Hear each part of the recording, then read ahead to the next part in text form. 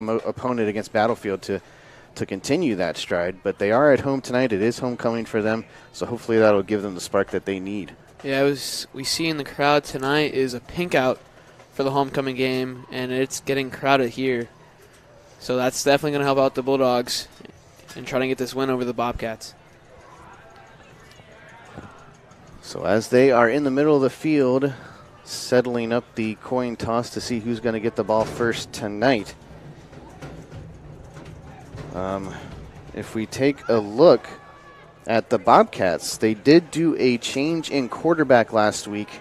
Hunter Key was their starter for the first half of the season. They've switched over to senior Kyle Castrana, and it seems to be paying off for them. Castrana did really well last week against Osborne Park, and then when he came in for Hunter Key against Osborne 2 weeks ago, he actually did pretty well as well.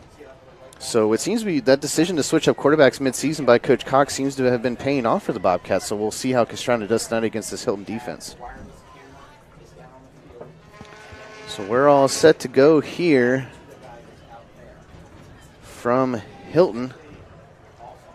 Very nice night tonight. Little chilly, but still no breeze so far tonight. It is a little cloudy outside, but the breeze is holding away for now. So nice night if you come in your sweatshirt and your jeans.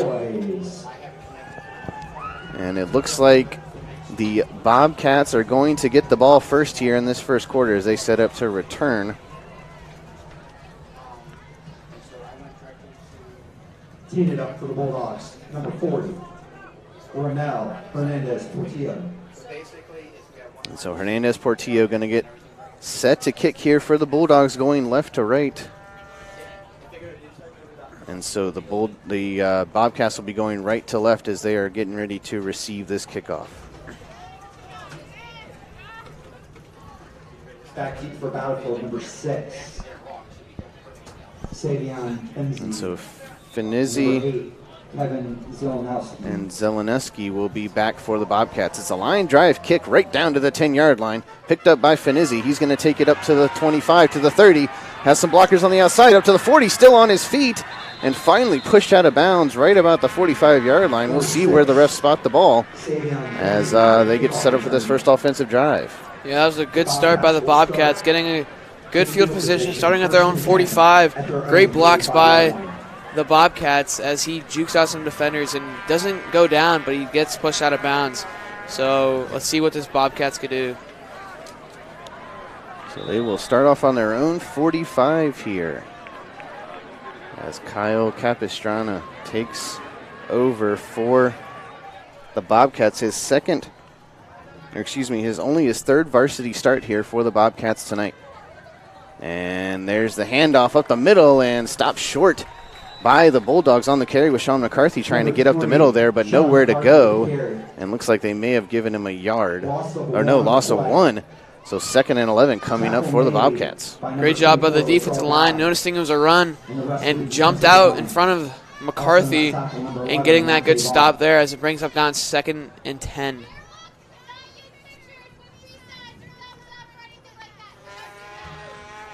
So 2nd and a long 11 here for the Bobcats. Officially a loss of 1 for McCarthy on that first carry. Castrana takes a snap, looking downfield. He's got his man on the reception. There was number 11. That is Garrett McGee. And a good pickup by him up to the midfield exactly here. So a 3rd and 6. Yeah, it was a good out route there to the corner of the field, good 5 yards. Looked like Castro was getting pressured, so he had to roll out to his right, but great job keeping composed there and getting the pass off. So they will call it a 3rd and 5 from the 50 here. Big 3rd down for the Bobcats. And we'll see what they decide to do here, lining up the I formation, 2 receivers each set. Castrana sends a man in motion. Handoff's going to be to McCarthy at the middle and stopped again. Not a lot of room to work with there. Maybe a couple yards on the carry. Good job by the Bulldog defense. Yeah, that defensive line, again, noticing it was run because Battlefield is a run-first team. As we saw earlier in the season, they had over 400 yards rushing. So great job by the Bulldogs defense stopping them here and picking up a good 4th down, or turnover, or not turnovers, not 4th down for the Bobcats. Back deep to So the that'll 25, bring number out the 18. punt team for the Bobcats. And there comes the punt. And it's a nice end-over-end punt down to the 10-yard line, returned by the Bulldogs up to the 20 and taken down by the Bobcat special team on there. So good job there, not giving up a big return. Bulldogs will start off on their own 20. Yeah, that was a great punt, getting from the 50 to the 10-yard line. And great job by the defense of the Bobcats, stopping him, only allowing 10 yards on that punt return. So that is where Mr. Keyshawn Copeland, the Bucknell commit, he just committed this past week to Bucknell, Mr. Keyshawn Copeland. Congratulations to him as he will continue on his football career at the collegiate level. He starts here on their own 20 for this first offensive drive. Keep Copeland in the shotgun. Oh, high snap. Barely gets it under control and just dives forward to try and get a couple yards. Good job by him, though, to get that snap under control. And great job knowing that the play was broken down from the snap and just diving for extra yards to get back to the line of scrimmage. So that's going to be like a waste of play there for the Bulldogs as it brings up 2nd down and 11. So they will only give him a loss of 1 on that play. So 2nd and 11 for Copeland. He'll take the snap, fakes the handoff, fakes the end around. Looking downfield, doesn't find anybody. He'll go on his legs and maybe got back to the line of scrimmage. We'll see where they spot it. Nothing doing there for the Bulldogs. Yeah, once again, Copeland decides to run with it. Nowhere to go of that defensive line of the Bobcats stopping him there. Once again, looked like he was trying to find a slant route, but just great coverage by the Bobcats. So big 3rd and 12 here for the Bulldogs, backed up in their own territory already. Good job so far by the Bobcat defense. And we'll see what Coach Lilly here calls on this 3rd and long. As Copeland's in a pistol formation here, sends a man in motion. And he'll take the snap. And looking to pass, Cole's in on the rush there. He's got a man to the outside, and it's going to be enough for the first down. To number 13, Delonte Banks. And that's from Hylton. First down. And so Delonte Banks on the catch there. First down for the Bulldogs. Good job by Copeland. Yeah, he was wide open on that play as he came across the middle to the sideline. It looked like he was just getting the possession catch just to make sure he got it on that big 3rd down so they keep this drive alive here in this first quarter. So 1st and 10 for the Bulldogs on their own 37. 8:40 left to play in this first quarter. And both of these teams like possession here. And there's going to be the give. That's going to be to Tavion Johnson there, number 5. Deshaun Chenault with the carry. Oh, excuse me. My apologies. That was number 9, Deshaun Chenault. He's been their workhorse the past couple weeks. He's been getting a lot of carries for them, doing well on the ground. So they have found something in Chenault that they like. So that's a good first carry for him to make it a short 2nd and 2.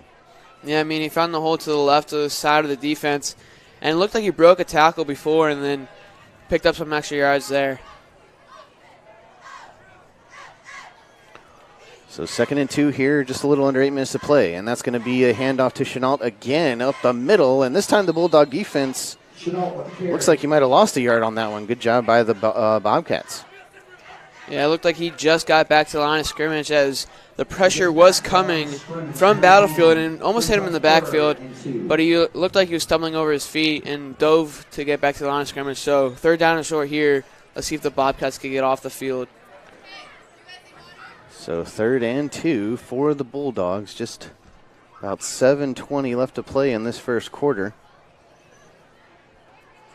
Copeland sets up here, 2 receivers to his left, then sends another man, fakes it out to him, and runs it up the middle. It's going to be close, but I think the Bobcats might have stopped him. Let's see where the refs spot the ball. Colby Bonds with the carry. It will be 4th down and short. Great job by the Bobcats defense stopping that run up the middle, but it looks like Copeland in this, or never mind, they're going to sound out the punting unit. So great job by the Bobcats defense getting off the field to set up their second possession. Yeah, it looked like there was a little bit of hesitation there to send out the punt team, but they decided to go ahead and punt on this 4th and 1. 2 men back to return for the Bobcats.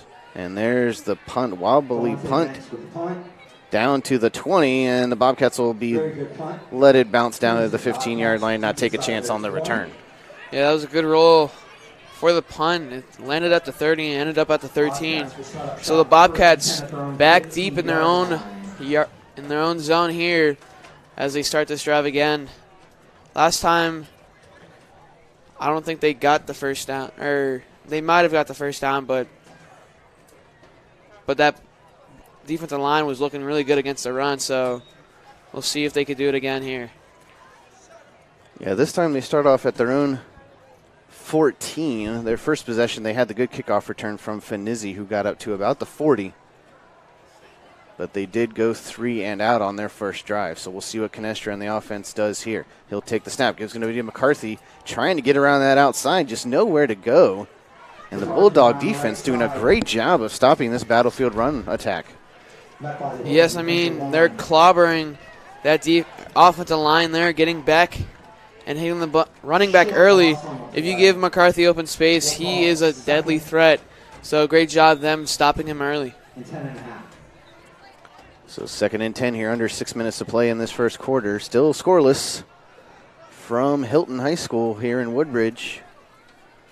Thanks for joining us on our live stream tonight. Inside Nova Game of the Week with Prince William Sports and Entertainment. There's the snap by Canestra. It's going to be to McCarthy, I believe, again.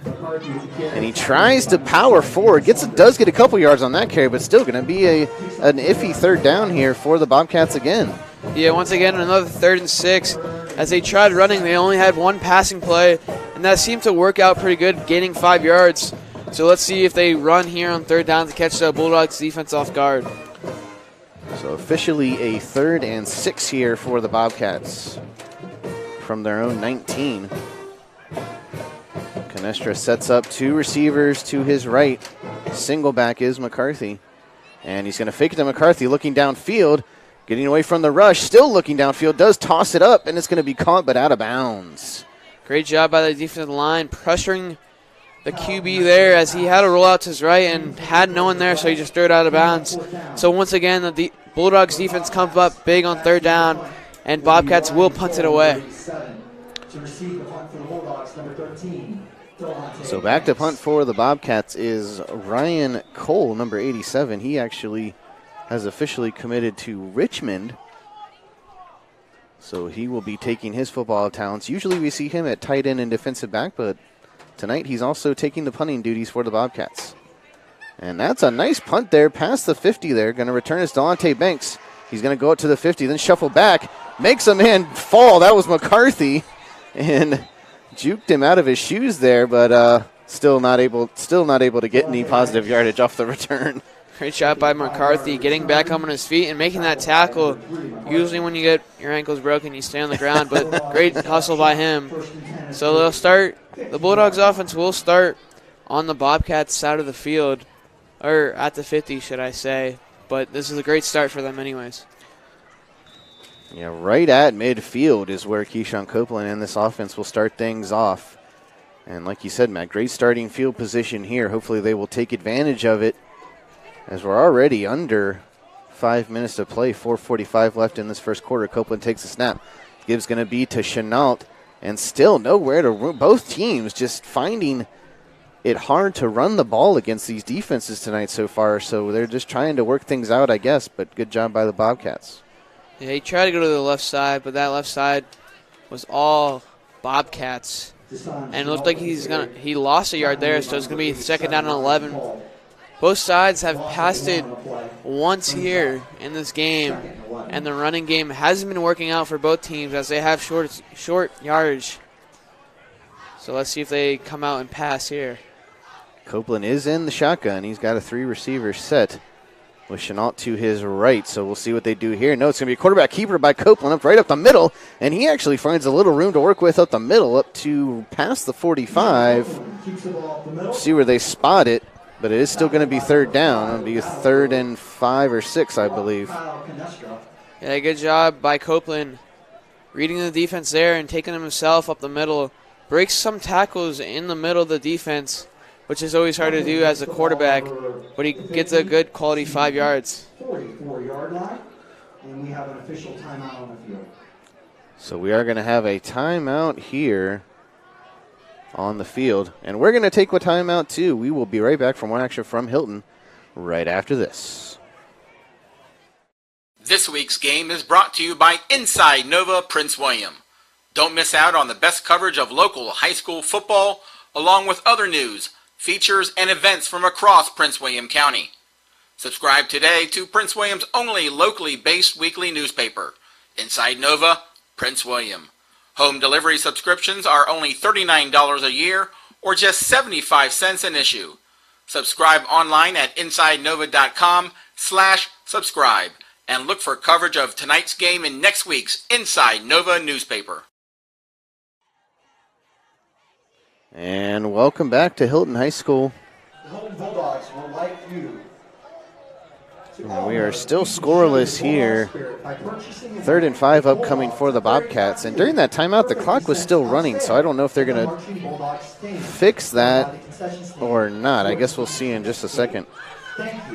At first, it was an official timeout. Yeah, and then both teams went to the sidelines, and then finally the Bulldogs called a timeout. Yeah, so I'm not sure what the situation is there, but there was a runoff of the clock. All right, ladies and gentlemen, at this time we'd like to introduce our 2018 Cardinal District Cheerleading Champions. And I guess cheerleaders. they're just doing some extracurricular announcements here. But so far in this game, Matt, both teams have been really just focusing on running the ball, but not having been too successful. Lauren Green. So maybe we'll see some switch up here from either team. And it is only the first quarter, so we'll see here on this 3rd down and what they decide to do. And Copeland's going to hand it off up the middle, and Chenault's going to get nowhere. So 4th down upcoming here for the Bulldogs. Both defensive lines here for the teams have been doing an outstanding job stopping the run. And like you said, they might have to switch it up and switch to a passing game because the run game is not working for either teams. So that's going to bring out the punt team for the Bulldogs. Delonte Banks doing the punting duties as well tonight. Number 4, Hunter Key, and number 6, Savion Fenzi. 2 men back to return for the Bobcats. A high punt down to the 10-yard line. And that's going to be caught by Fenzi. Fenzi takes it at the 5. And just nowhere to go. So Bobcats will start up deep in their own territory again. They hold them to a pickup of like you said, they're pushed back deep in their zone. And they haven't been really doing much on either side, getting good yardage. I think there's been 1 first down from the Bulldogs. Yep. And that was it for either team. So it's definitely a defensive battle here tonight. 2:35 left to play in this first quarter. Bobcats starting off on their own 13-yard line. So they have their work cut out for them on this drive.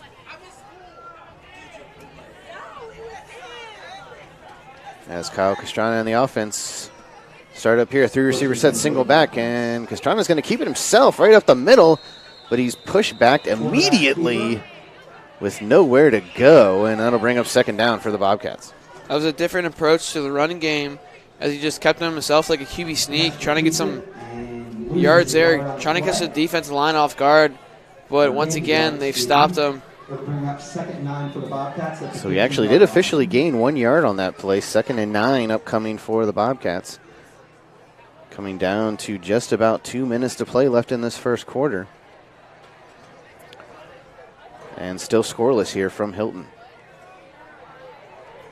Canestra coming up under center with McCarthy behind him. He'll take the snap, and they give us McCarthy fumbled at the transition. I think Hylton has it, and they do. So Hylton takes over already in the red zone. Great turnover there by the Bulldogs. Yeah, it was a miscommunication by the quarterback and the running back of the Bobcats. Just fumbled it, and great recovery by the Bulldogs, jumping right on that. And that's going to start their drive inside the red zone for the first time in this game. So let's see if they can capitalize here and get some points up on the board. Yeah, that may be exactly what the Bulldogs needed to jumpstart this offense here, starting off already on the Bobcat 15-yard line. Bulldogs will start this drive deep So Keyshawn Copeland will start this here, sends a man in motion. That's going to be a false start on the offense. They should just blow that dead. And I think they tried to. And it's going to, I guess they'll probably call a false start or illegal motion or something like that, but definitely going to be on the Bulldogs. Yeah, that's not what you need if you're in the red zone to push back. So we'll see what they call. No question it's going to be on the Bulldogs. We could see the ref throw the flag as soon as the play was even the play even started. I think they did try to blow it dead, but they had already snapped it. So should only be a 5-yard penalty. So that'll set them back to the 20. We'll see where they mark it off. But yeah, like you said, man, not great start to this drive if you're pushing yourself back outside of the red zone. Yeah, illegal shift. But the Bobcats declined it. That penalty has been declined. So they'll take the second down. And a sideline warning. A sideline warning for the Bulldogs. So interesting call there. Coach Cox decides, hey, I'll just take the run. It was a bad run anyway. We'll decline the penalty since they let the play go, and now it's 2nd and 10 instead of 1st and 15. So interesting decision there. We'll see if it pays off for Coach Cox and the Bobcats. 2nd and 10 from the 15. Copeland takes the snap. Quarterback keeper tries to go up the middle, but good job by the Bobcat defense. Yeah, once again, the Bobcats defense gets into the backfield, but we do have a flag on the play. We're not sure on what team. And looks like it's going to be on the Bulldogs as they're they are marching back, yeah.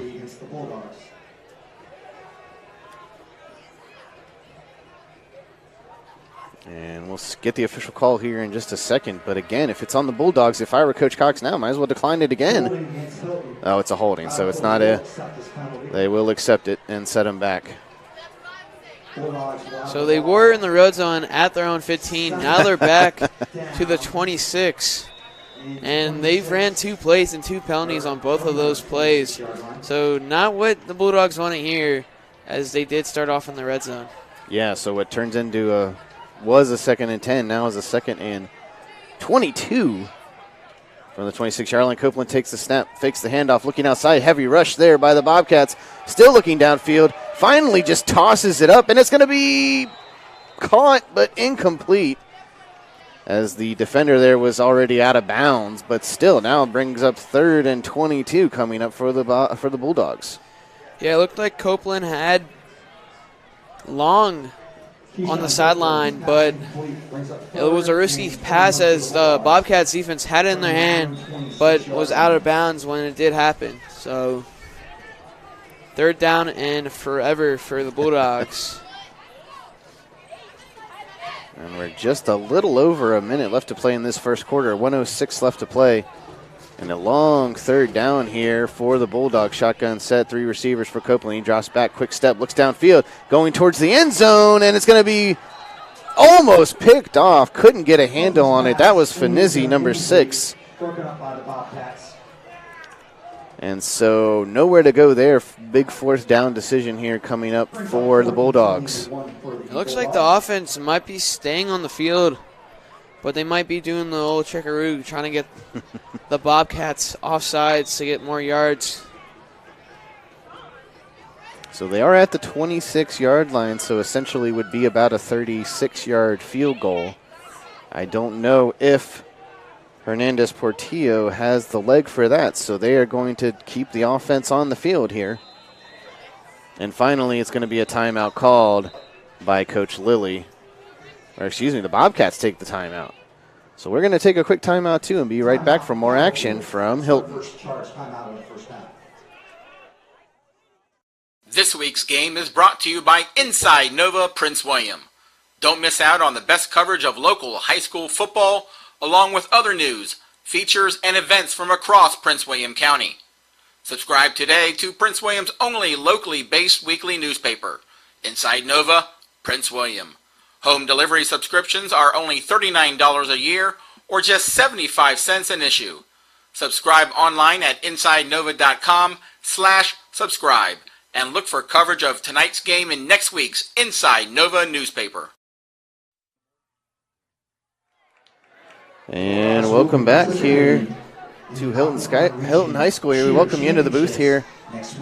And Matt coming out of this timeout, a big 4th down for the Bulldogs. I mean, they had the offense out on the field. Do you think they're still going to keep the offense out on the field after that? I think they will, and I think they will try to go for it as this Bobcat, as they try to pass it before, and they've had one good passing play here, and it was for a long ball, but usually 4th and 22, most teams don't go for it here. So let's see what this Bulldogs do here on this play. And it does look like they're still going to keep the offense out on the field with Copeland in a lone shotgun set here, 4-receiver set.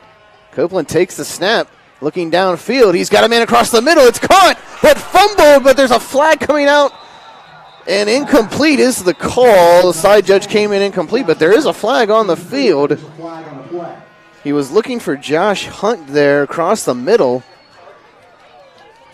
Yeah, I mean, he was open, and he had it in his hand, but a hard hit by the secondary of the Bobcats. And that might be where the flag was penalized. It was in the secondary. Yeah. So it came out from that ref in the end zone. So I'm assuming it has to do with the transition between the catch and the defender and losing the football. The side judge came in and called incomplete, so the call in the field is incomplete. But the flag did come out, so we'll see what the official call is here from the head linesman, or the head ref.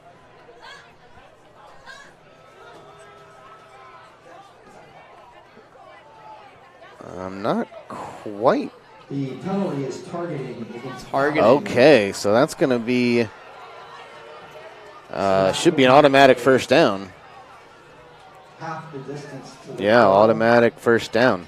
and an automatic first down. So interesting call there. The Bulldogs will set up shop. Between him trying to catch the ball and the Bobcat defender going after him, I to be honest with you, I couldn't really tell. I wasn't on, obviously we're not on the field, but didn't look like to me he targeted anything. But the refs got the better look for us, and that's going to be the call. And so big penalty yeah, by the Bobcats. So the Bulldogs are inside their 15 zone once again. I apologize, it's fourth down. And Oh, so it is 4th down, so they send out the field goal okay. units.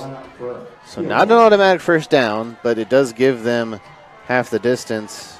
Or no, it was a 15-yard penalty, it looks like. So they will take the field goal, and it's up. And it's good. Good kick by Hernandez Portillo for the first points of the night. Bulldogs go on top 3-0 after that field goal. And confusing play. We'll gather it all in and come back, and we'll take a quick break right after this.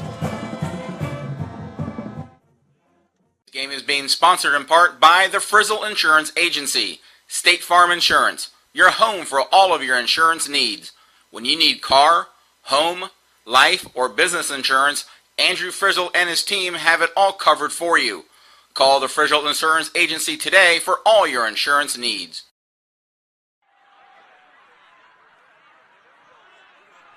And welcome back.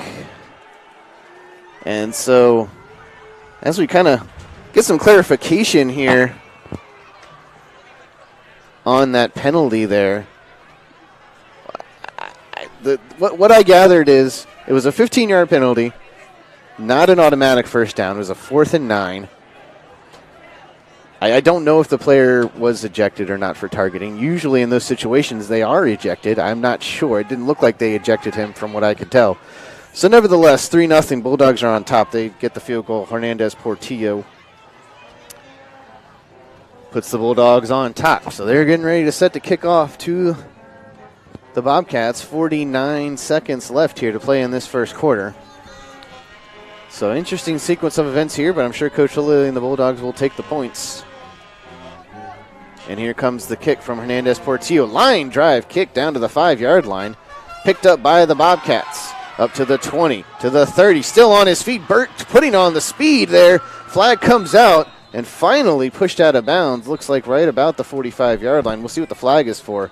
But another nice return there on the kickoff for the Bobcats. Yeah, that's the second nice return by the Bobcats, pushing them to the 45-yard or the 44-yard line of their own zone. So might be holding or something on the Bobcats, or who knows on each team. But once again, another great run to set up a great field position for the Bobcats. So it was returned by Kevin Zelenowski. I do hope I'm pronouncing that right. But it looks like the flag was on the Bobcats. Yes, blocking the back, or holding. So that's going to push them back. 10 yards.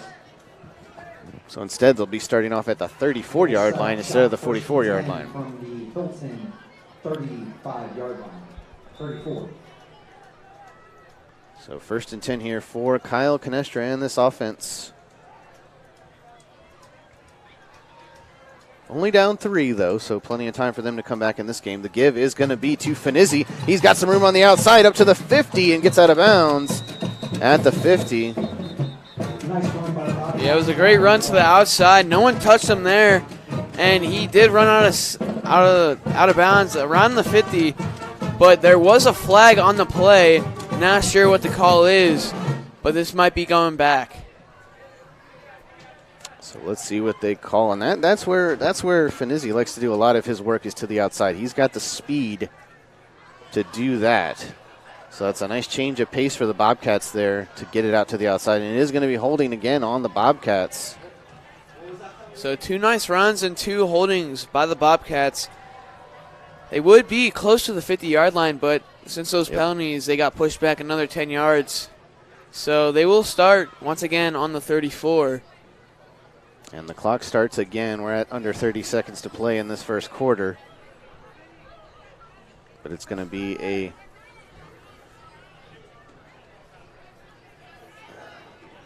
Let's see what the Bobcat offense wants to do here. 1st and 11 for the Bobcats. Canestra takes a snap, gives it to Finizzi again. He tries to get it out to the outside, still on his feet, finally tackled down. And maybe gets a yard on the play, but that's probably going to be the end of our first quarter. Yeah, it looked like Finizzi was going to break free from the tackling, but more Bulldogs came and tackled him for a gain of 1, and that will be the end of the first quarter. So at the end of first quarter, your score, Hylton Bulldogs 3, Battlefield Bobcats 0. We're going to take a commercial break and be right back for more from Hylton. This week's game is brought to you by Inside Nova Prince William. Don't miss out on the best coverage of local high school football, along with other news, features, and events from across Prince William County. Subscribe today to Prince William's only locally based weekly newspaper, Inside Nova, Prince William. Home delivery subscriptions are only $39 a year or just 75 cents an issue. Subscribe online at InsideNova.com/subscribe and look for coverage of tonight's game in next week's Inside Nova newspaper. And welcome back. Live from Hylton High School here in Woodbridge, Virginia. Your Inside Nova game of the week, and we thank our sponsor, Inside Nova, tonight for bringing us this game. Ryan Nelson along with Matthew Cundiff, we're Prince William Sports and Entertainment, bringing you this game as well tonight, live from Hylton here. 3-0 is your score after 1. And we switch fields here. Bobcats are going to be starting at their own 35 here. 2nd and 9 here. Castrano takes the snap, gets it out to the outside. On the catch there was Hunter Key, the former starting quarterback for the Bobcats. And he gets a nice little chunky yardage there, but 3rd down coming up. Yeah, they passed it for the 2nd time this game, and another short gain for them. So another 3rd down and about 7 for the Bobcats here. And the Bulldogs looking to get off the field in the 2nd quarter as they do lead 3-0 in the 2nd quarter. So big 3rd down here for both teams. Bobcats trying to extend this drive. The fake's going to be by Castrana, he looks downfield. He's got a man in single coverage, but just overthrown. Looks like he was trying to connect with Williams, Kamani Williams, and could not come up. So that's going to bring up 4th down for the Bobcats. So great job by the defense of the Bulldogs, stopping the Bobcats once again, not allowing a first down here. So Banks back deep once again for this punt return. So quick update from Stonewall. They just scored. They're up 14-6 over Osborne Park at home. And we do have some other interesting games going on around the county. We'll try and update you when we can. So the punt from the Bobcats goes deep. Going to get a nice Bobcat bounce and then picked up by the Bulldogs. Banks picks it up to the 20 and doesn't get much further. 20-yard line. So that's where they'll start this next drive here for the Bulldogs.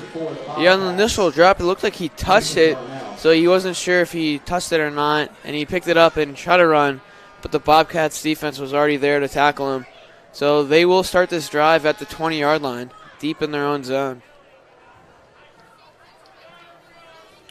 So 1st and 10 for Keyshawn Copeland and this offense. They are up 3-0 here, and that's kind of been the story all night for both teams. As Copeland sets up here in the shotgun, sends a man in motion, and he'll take the snap, and the give's going to be right to the running back up the middle, and does find a little room to work with there, gets past the 25. So a nice run there by the Bulldogs.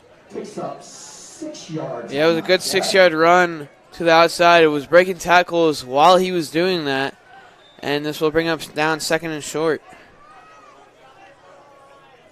Call 2nd, 4 for the Bulldogs from the 26. So a 2nd and officially 4 for the Bulldogs here. From their own 26, Copeland again in the shotgun, 2 receivers to his left. He'll take the snap. Give is to the running back. And Chenault's going to get the carry again, but very minimal gain. Maybe got a yard on it. So big 3rd down here for the Bobcats.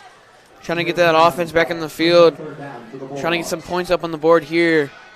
But the Bulldogs offense has been running the ball a lot. Haven't seen much passing since their first quarter here, as they've passed it once or twice. That second time was the penalty, which led to the field goal. So good things could happen when you pass the ball. So we'll see what they decide to do here on this 3rd and 4. Copeland takes the snap. He's not going to give it off this time, but under heavy rush, he's got to keep it himself. He's got some room out the outside, trying to get to that 1st down marker, and I believe he does, and a little more, and until he's finally pushed out of bounds. But that's going to be a 1st down for the Bulldogs. Yeah, he had nowhere to go to the left, looking deep downfield, so he decided to use his legs and run to the right for the 1st down for the Bulldogs to keep this drive alive. So they will pick up from the 33-yard line.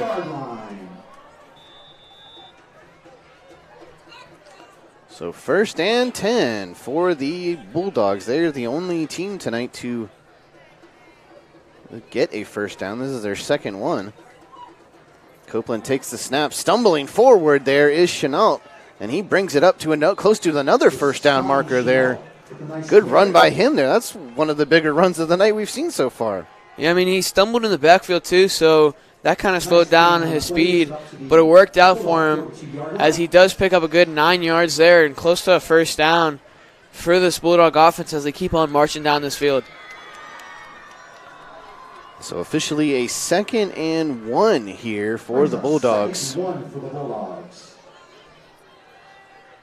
And he's going to take the snap to give it to Chenault again, but this time the Bobcat defense flag comes out. We will see what the call is, but the Bobcats did a nice job getting him back behind the line. Yeah, Chenault had nowhere to go. Just penning the flag. It might be on the Bulldogs as they bring their huddle. Yeah, it is on the Bulldogs, so that will send them back another 10 yards as it was holding. So marching down the field, we'll go back a little bit here as it brings up down 2nd down and 12. Moves the ball back to the 30-yard line. So now it pushes them back to their own 30 here. Longer second down. As you said, Matt, 2nd and 12 here for the Bulldogs. Copeland's in the shotguns, got one receiver to each side. Now switches things up at the line here, spreads it out 4 wide. Copeland takes the snap, looking downfield, under some pressure, gets out of it, still looking downfield, now decided to keep it, still on his feet, and finally gets back to the line of scrimmage. We'll see what they give him on that one, but I don't think he got maybe they're going to give him 2 yards. Yeah, that's the 3rd time Copeland's dropped back to pass, and the pressure by the Bobcats was felt by Copeland as he was trying to run all over the field, and the Bobcats finally bring him down for a gain about a yard. So a big 3rd and 11 here for the Bulldogs. Already down to just almost 7.5 left to play in this first half. Still 3-0 Bulldogs on top. Copeland's got one receiver to each side, then switches things up again, goes 4 wide. Copeland takes the snap, looking downfield. He does go for his man, but incomplete, just overthrown. And I believe that was number 21, trying to get in touch with Colby Bonds there, but couldn't connect. Yeah, it looked like he just overthrew Bonds there down the middle. Would have been a huge gain by the Bulldogs, but great stop for the Bobcats as they bring out their punting units for both teams here. So we got a quick scoring update from Forest Park. Garfield just scored, and they are up 7-0 over there at Forest Park. Punt from Hylton, a very, very shaky punt there. Gets out of bounds at around the 50, I believe. We'll see where they spot it, but Delonte Banks there, not a very good punt from him. And the the Bobcats set up in nice field position for this drive. This is the first time the Bobcats are in the Bulldogs' territory. So trying to look up to put some points up on the board as they do trail 3-0 with 7:14 left in the second quarter. Yeah, they are literally on the 49-yard line of the Bulldogs, so they're finally able to get into Bulldog territory with that punt. So we'll see what Coach Cox and this Bobcat offense dials up here, as they're only down 3-0. I formation here for the Bobcats. Castrana takes the snap. The give is to Finizzi. Goes straight up the middle. Powers forward for what looks to be 4 or 5 yards. We'll see what they give him, but a nice little pickup there by Finizzi. Yeah, good gain by Finizzi, like you said, as he powered his way through the middle. And this could be a start to a great drive for the Bobcats, as their first play ends up with 5 yards. So officially a 2nd and 6 here. So they'll give him 4 on the carry. That's Finizzi. And so that will see what Castrana does here. He takes the snap. Give is to Finizzi again up the middle, and this time definitely finds a lot more room to work with. That's going to be a Bobcat first down there, and they move the chains. So first Bobcat first down of the game tonight, and that was Finizzi on the run, as we see them getting into the running game here, getting with the flow of the game and getting some good yards on runs. The last 2 plays have been 5 yards and over, so they bring the ball down to the 37-yard line. So another quick update from around the county. Stonewall scores again. They're up 21-6 over Osborne Park out there in Manassas. Canestra takes the snap here. The give's going to be to Finizzi again. Cuts it out to the outside, trying to make some moves there, but does manage to get up to almost the 20-yard line. And the Bobcats are in business here. Yeah, once again, another run on the ground. Finizzi bounces out to the right and down to the sidelines where he likes to work his game, and he picks up a good 10 yards for another first down. And like you said, they are in business. So driving here, 1st and 10 from the Bulldog 22. Just under 6 minutes to play, 5:50 left in this first half. So if there's any better time for the Bulldog or for Bobcats to put some points on the board, now is it. And they've had some successful plays on this drive now, almost inside the red zone for the first time tonight. Canestra under center I formation. The direct give there is to the fullback up to the 20, trying to get a little bit forward there with some push, but the refs will blow the play dead. Forward progression will get him up to maybe the 20-yard line. Back to the line of scrimmage. Bobcats try to catch the defensive line off guard with a quick handoff, but didn't fool them as he had no gain there. So it brings up second and about 8. So they will give him 2 yards on the carry there. 2nd and 8, as you said, Matt, under 5 minutes. Under 5 minutes to play now in the first half. Canestra comes up under center. Finizzi in the backfield. And Canestra will roll out to his left, looking for the screen. He's got his man. I believe that was number 8 on the reception, Kevin Zelenowski. Good pass there as Zelenowski had to come back for it, but made the catch. So it's a 3rd down and short. Reasonable 3rd down for this Bobcats. I don't see why they can't get this. 3rd and 3 from the 16 of the Bulldogs here, and we are down to 4:15 to play in this first half. Bobcats looking to put their first points on the board. Handoff is to Finizzi right up the middle. Breaks one tackle, still on his feet, going towards the end zone, and he rolls in for the touchdown. Bobcats, Savion Finizzi. Let's take a look at that play again. Great run.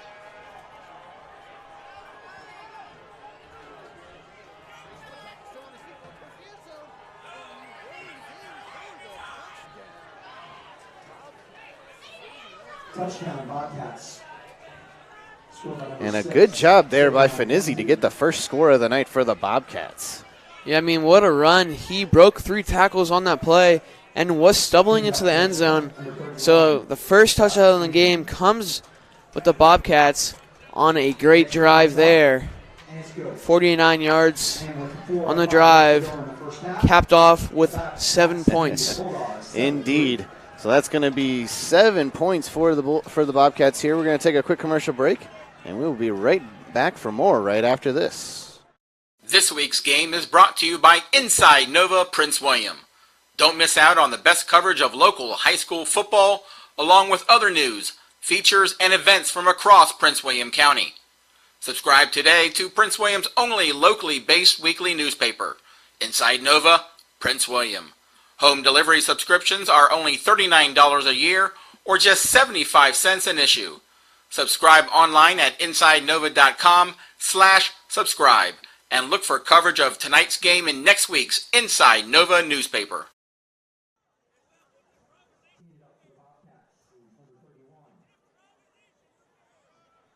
And welcome back here. So that promising drive for the Bobcats there turned into 7 points off the feet of Savion Finizzi. And he gets a nice touchdown there, a 21-yard touchdown for Finizzi to put the Bobcats up by 4.73 here late in this first half. 4 minutes left. Well, a little over 4 minutes left. So great job there by the Bobcats, Matt. So now we are set for the Bobcats to kick off here.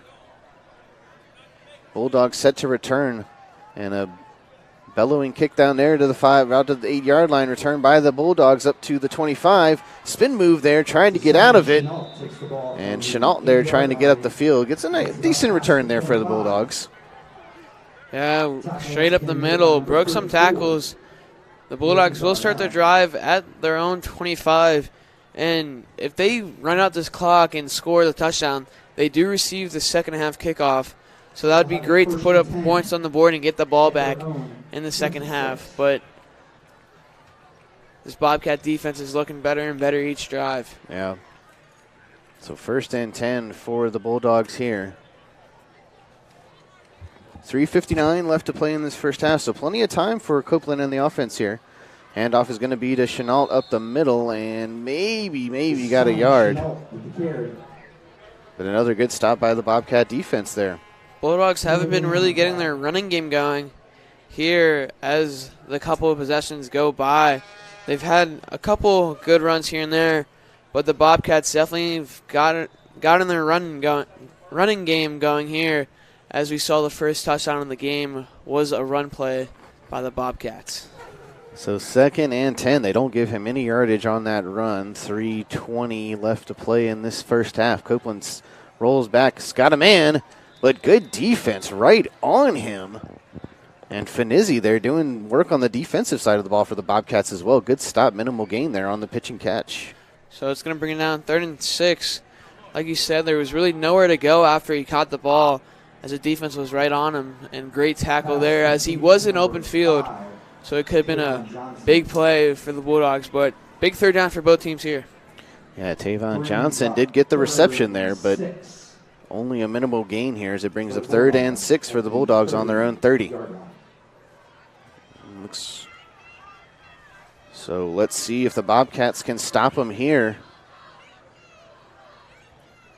Copeland takes the snap. Give is to the fullback right up the middle and didn't get it. Very, very minimal gain there, and it's going to bring up 4th down and short here for the Bulldogs. Yeah, once again, the Bulldogs are a little bit hesitant on this 4th down as we saw them go for it on 4th and 22, and it led to a penalty, so they will keep this.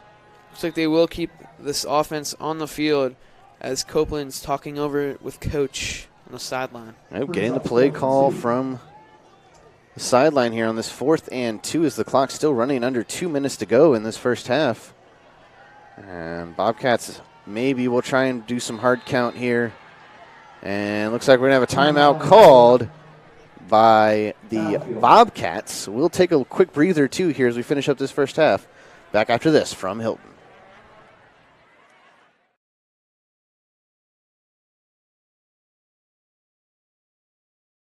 This week's game is brought to you by Inside Nova Prince William. Don't miss out on the best coverage of local high school football, along with other news, features, and events from across Prince William County. Subscribe today to Prince William's only locally based weekly newspaper, Inside Nova Prince William. Home delivery subscriptions are only $39 a year or just 75 cents an issue. Subscribe online at InsideNova.com/subscribe. And look for coverage of tonight's game in next week's Inside Nova newspaper. And welcome back. Live from Hylton High School here. Your Inside Nova game of the week here. Hylton Bulldogs home against the visiting Bobcats of Battlefield, who are up right now 7-3 with 1:51 left to go in this first half. And so 4th and 2 here for the Bulldogs, keeping the offense out on the field. Coach Lilly called a timeout. Or no, the Bobcats, Coach Cox called a timeout. Wanted to talk things over get ready for this 4th down. Copeland changing some things up at the line, and now a timeout's going to be called now by Coach Lilly and the Bulldogs. So we'll keep it here. I mean, in a situation like this, I mean, what's going on in the minds of these coaches is definitely interesting here. As they've both called a timeout, and it's definitely a risky 4th down as you are in your own zone. So if they don't get it, Bobcats start with great field advantage. But if you do get it, you have a chance at scoring and getting the ball back in the second half. Yeah, it's a very good point. I think that's maybe what Coach Lilly might be rethinking here is. We get the ball in the second half. We're only down 4. Maybe let's just punt this one away. And obviously both of these teams are possession-based teams, and we've seen that here as they've had longer possessions in the grand scheme of things. So maybe they try and just get a nice punt off, make Battlefield try and work for some points here at the end of the first half. And I don't see Copeland going back out there, so that is going to be the punt team coming out finally for the Bulldogs after 2 timeouts. And that's going to be the punt for the Bulldogs. It's a high punt bouncing at the 35 and finally downed at the 30, right around the 30-yard line of the Bobcats. So that's where they'll start this next offensive drive. 1:41 left to play, so still plenty of time for the Bobcats to try and make something happen here before the half. And I'm assuming they will at least try because, like we said, the Bulldogs will get the ball in the third quarter. where the Bobcats will start up shop, 1st and 10. So the last possession by the Bobcats was about a 20-yard run by Finizzi. As we saw, the last three plays of that drive were run plays, so wouldn't be surprised if they came out again and ran the ball. So 1st and 10 for the Bobcats. Canestra under center. Give's going to be to Finizzi. Tries to go through the tackles there, but it's going to be stopped for very minimal gain by the Bulldogs defense. So good job by that defensive line again, stopping Finizzi there on the run. So it looked like it's no gain, maybe a yard on this play. So it brings up down 2nd and 9 for the Bobcats with about 1:15 left to go. Yeah, the official call is 2nd and 9, so they did give him a yard here as we're going down to just about 1 minute to play in the first half. And the Bobcats with the lead, they just be satisfied with taking the lead into halftime. Canestra in under center. Give is going to be to Finizzi again. He tries to cut it out to the outside. Nice takedown by the Bulldogs. That's going to be a loss of a couple yards as the clock continues to run here. 3rd down upcoming for the Bobcats. Yeah, the Bobcats might just run this clock out as they bring up 3rd down and long, but the clock is still ticking here. That might be a better option to go down, is to run this clock out and not have the Bulldogs get a chance at scoring before the second half ends. We'll certainly see what they do here on this 3rd and long 12. As, yes, under 15 seconds to play here in the first half, so I think that's exactly what the Bobcats will do. They'll be satisfied going into halftime with the 7-3 lead. And it's actually going to be downed by Canestra, and that'll end your first half. So your score at the end of 2, Battlefield Bobcats 7, Hylton Bulldogs 3. And we're going to take a break here, and then we will be back for halftime festivities, interviews, and much, much more here from Hylton. We'll be right back right after this. The game is being sponsored in part by the Frizzle Insurance Agency, State Farm Insurance, your home for all of your insurance needs. When you need car, home, life, or business insurance, Andrew Frizzle and his team have it all covered for you. Call the Frizzle Insurance Agency today for all your insurance needs. This week's game is brought to you by Inside Nova Prince William. Don't miss out on the best coverage of local high school football, along with other news, features, and events from across Prince William County. Subscribe today to Prince William's only locally based weekly newspaper, Inside Nova Prince William. Home delivery subscriptions are only $39 a year or just 75 cents an issue. Subscribe online at InsideNova.com/subscribe and look for coverage of tonight's game in next week's Inside Nova newspaper. And welcome back here inside the broadcast booth. And we are at halftime here in Hylton. 7-3 is your score here. So a low-scoring game so far. I think that's exactly what we expected from these two teams, as their main focus has been trying to run the ball. But, Matt, tell me what you saw from both sides as far as how they've been attacking this game. So the first quarter was mostly run plays by both teams. I think it was one passing for each team, too.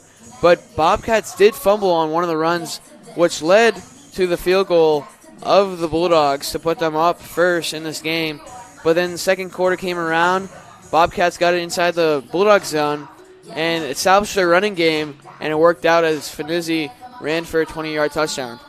Yeah, officially on the scoreboard, it was a 16-yard touchdown by Finizzi. So, yeah, great job by the Bobcats there as far as that was concerned. But the Bulldogs do get the ball in the second half.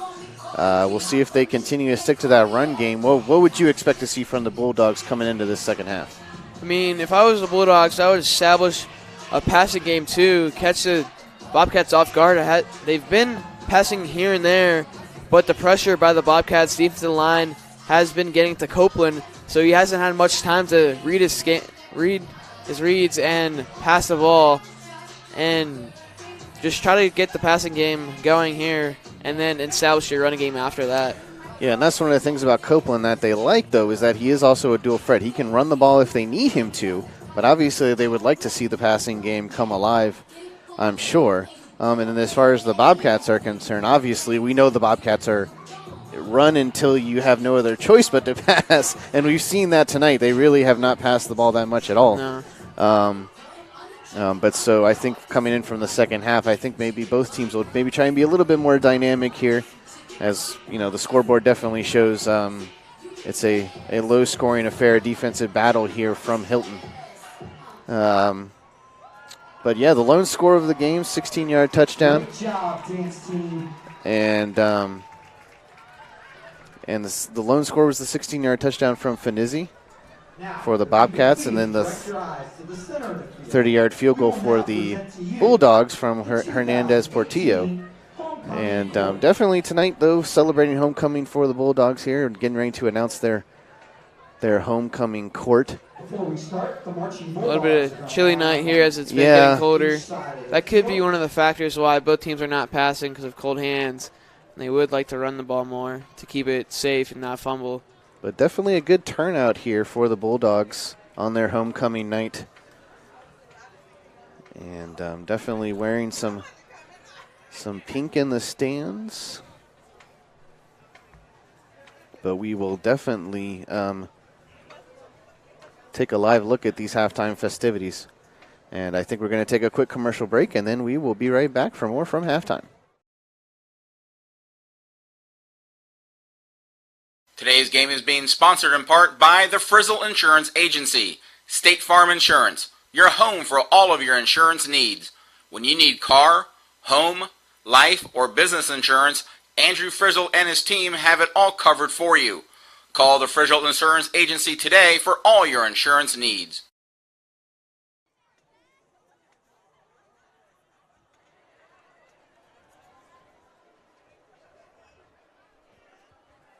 And welcome back to Hylton High School. Joel Andrews with you, giving Ryan and Matt a break here at halftime. Joining me is Hugh Rist of Inside Nova.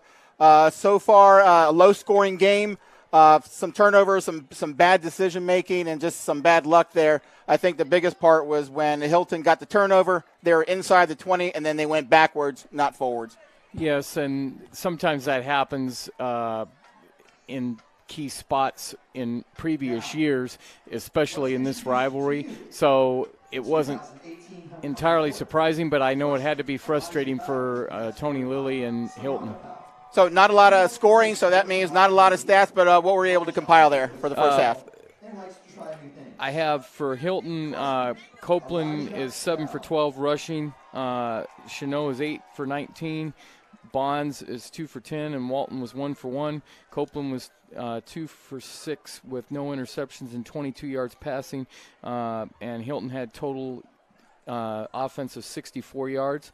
For Battlefield, obviously Finizzi was the leader. You got to see some of his athleticism there right at the end. 6 for 35. Canestra is 2 for -1. McCarthy had 5 for -7, and Canestra had 3 passes of 3 of 5 completions, no interceptions, and 18 yards. To be honest, I'm not too surprised at a defensive struggle because both teams traditionally have had really strong defenses, right. And Battlefield's been trying to find its way offensively all year, but I do think that they'll adjust, and I think we'll see more offense from both teams in the second half. Do you see a little bit maybe more of the passing game in the second half than the running game? Or because it just seemed like both teams were feeling each other out in that first half, which is kind of rare when you're already halfway through the season. That's very true, but because of Battlefield's offensive adjustment to a new quarterback, that probably was one of the key reasons why that happened. I do think you'll see a little more passing, and I think Canestra will be a little more comfortable with Hylton's defense and what they've been throwing at him. I don't think he was quite ready for what they had initially. Well, outside of that, it's homecoming. The crowd is happy. The band's on the field. So we're going to head on. We're going to take a quick timeout, and then we're going to show you some of homecoming here at Hylton.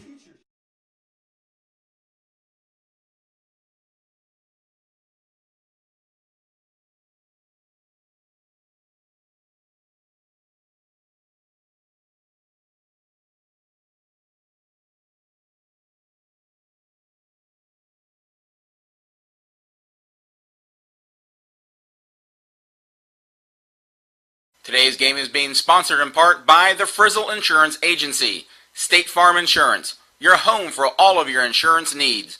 When you need car, home, life, or business insurance, Andrew Frizzle and his team have it all covered for you.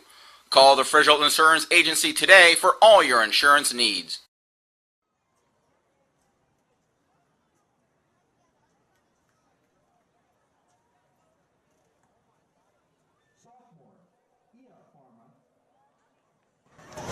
Is being escorted by Miss Denise Allen. He is the youngest of 8 siblings. He enjoys singing, playing video games, and cooking. Also, he plays lacrosse. His future plan is to become a pediatrician. Freshman, Ia Pharma.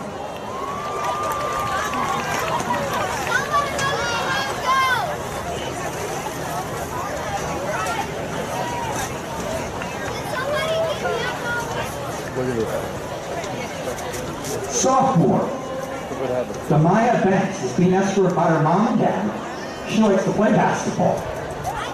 Sophomore, Demaya Banks.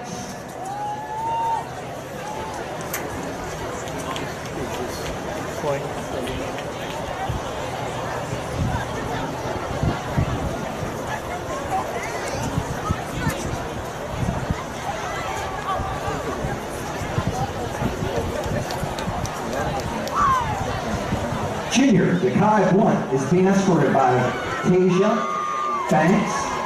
Dekai says his mom is his biggest inspiration. He likes to study fashion design when he's not working and hanging out with his friends. He has 2 jobs and is involved in multiple clubs. In the future, Dekai hopes to go to college and travel around the world. Junior, Dekai Blunt.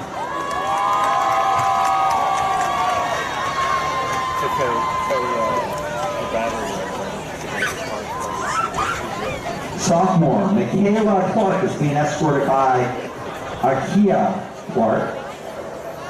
Michaela is involved in the girls' basketball team. In the future, she hopes to attend a good college, study sports and medicine, and give back to her community. Michaela Clark.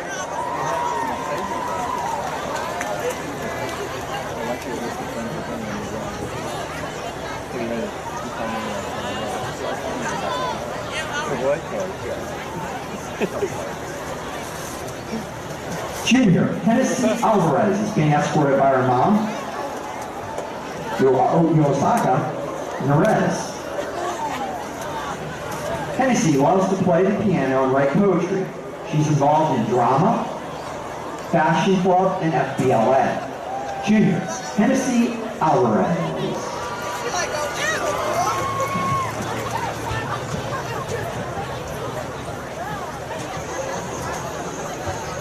Junior, Leslie Peralta is being escorted by Angel Galdamas and Naia. In her free time, she likes to sing and write music. Leslie plays softball and also speaks Spanish. Junior, Leslie Peralta.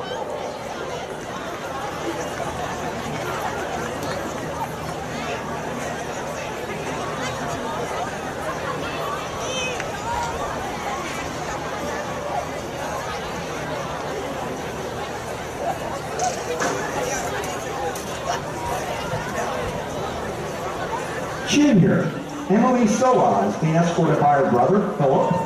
Emily is from Ghana. She is very social and cares for her family and friends. This month, she wants to raise awareness for her mom who passed away last year because of breast cancer. In school, Emily is involved in African Student Dance Team, FBLA, Fashion Club. In the future, she plans to pursue a career in psychology, pre-med, or criminal justice. Junior, Emily Soa.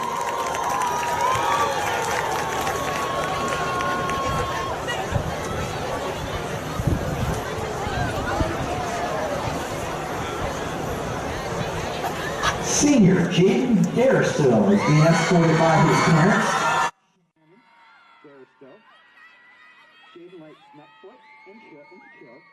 He participates in varsity wrestling and varsity cheerleading while being an active member of the Air Force Junior ROTC Cadets.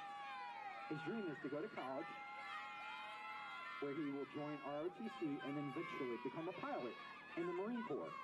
Senior, Jaden Darista.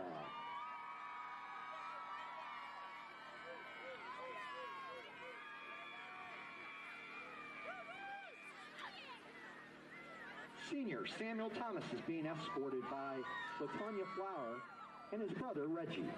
Samuel is a member of the ASA dance team. In the future, he hopes to attend Hampton University, where he will major in performing arts.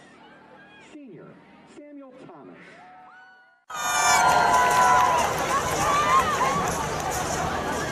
Senior, Naomi Ashavir is being escorted by her mother, Rachel, and her sister, Hannah. Naomi is Ethiopian. She tutors children and speaks. She hopes to attend VCU as a public health major. Senior, Naomi Ashavir.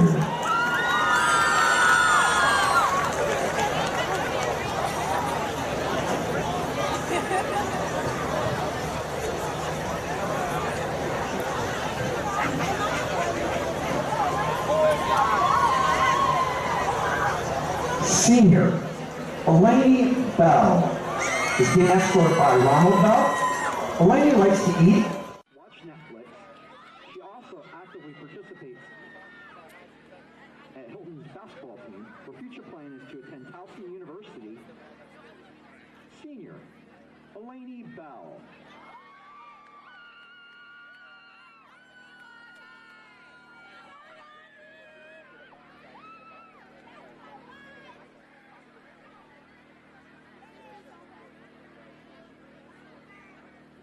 Senior, Isata Sanko is being escorted by her mom, Lori Sanko.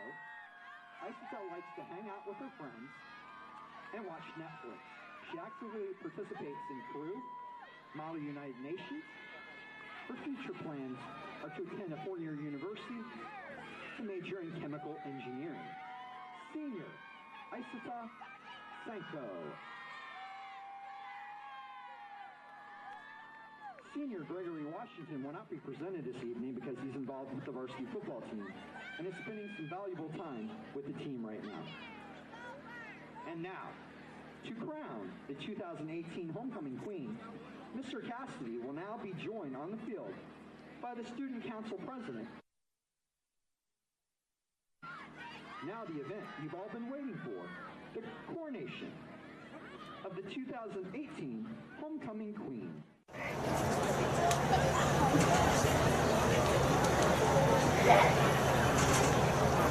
Your 2018 Homecoming Queen is Isata Senko. Congratulations, Isata. And congratulations to the entire Homecoming Court. Tomorrow night at the Homecoming Dance, we will present the court and crown our Homecoming King.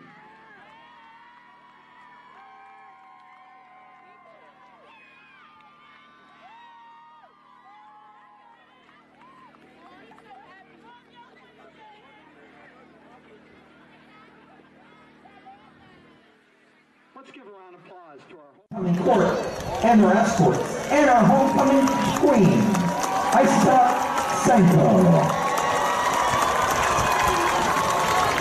We are now prepared to conclude our 2018 Homecoming Halftime Ceremony, but before we do, we would like to announce the winners of the Spirit Week competition.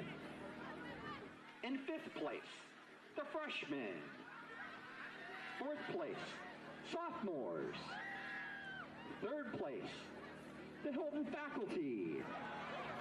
Second place, juniors. And in first place, the seniors.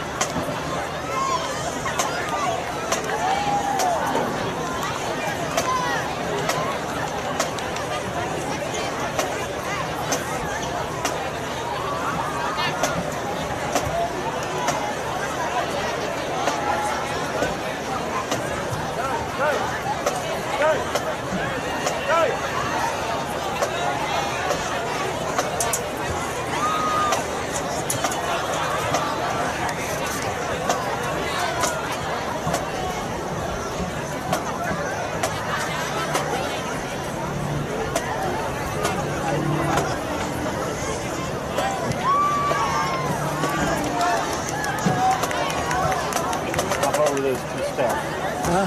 Hop over those. Look what it does. Look at that camera. People walking here. Plug it in.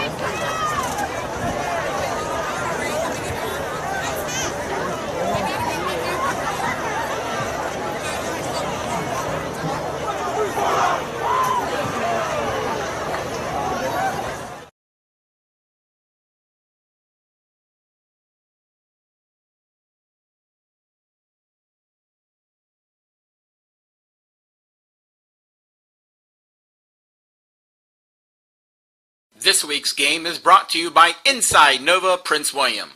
Don't miss out on the best coverage of local high school football, along with other news, features, and events from across Prince William County. Subscribe today to Prince William's only locally based weekly newspaper, Inside Nova Prince William.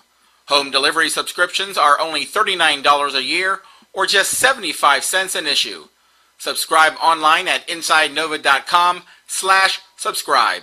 And look for coverage of tonight's game in next week's Inside Nova newspaper.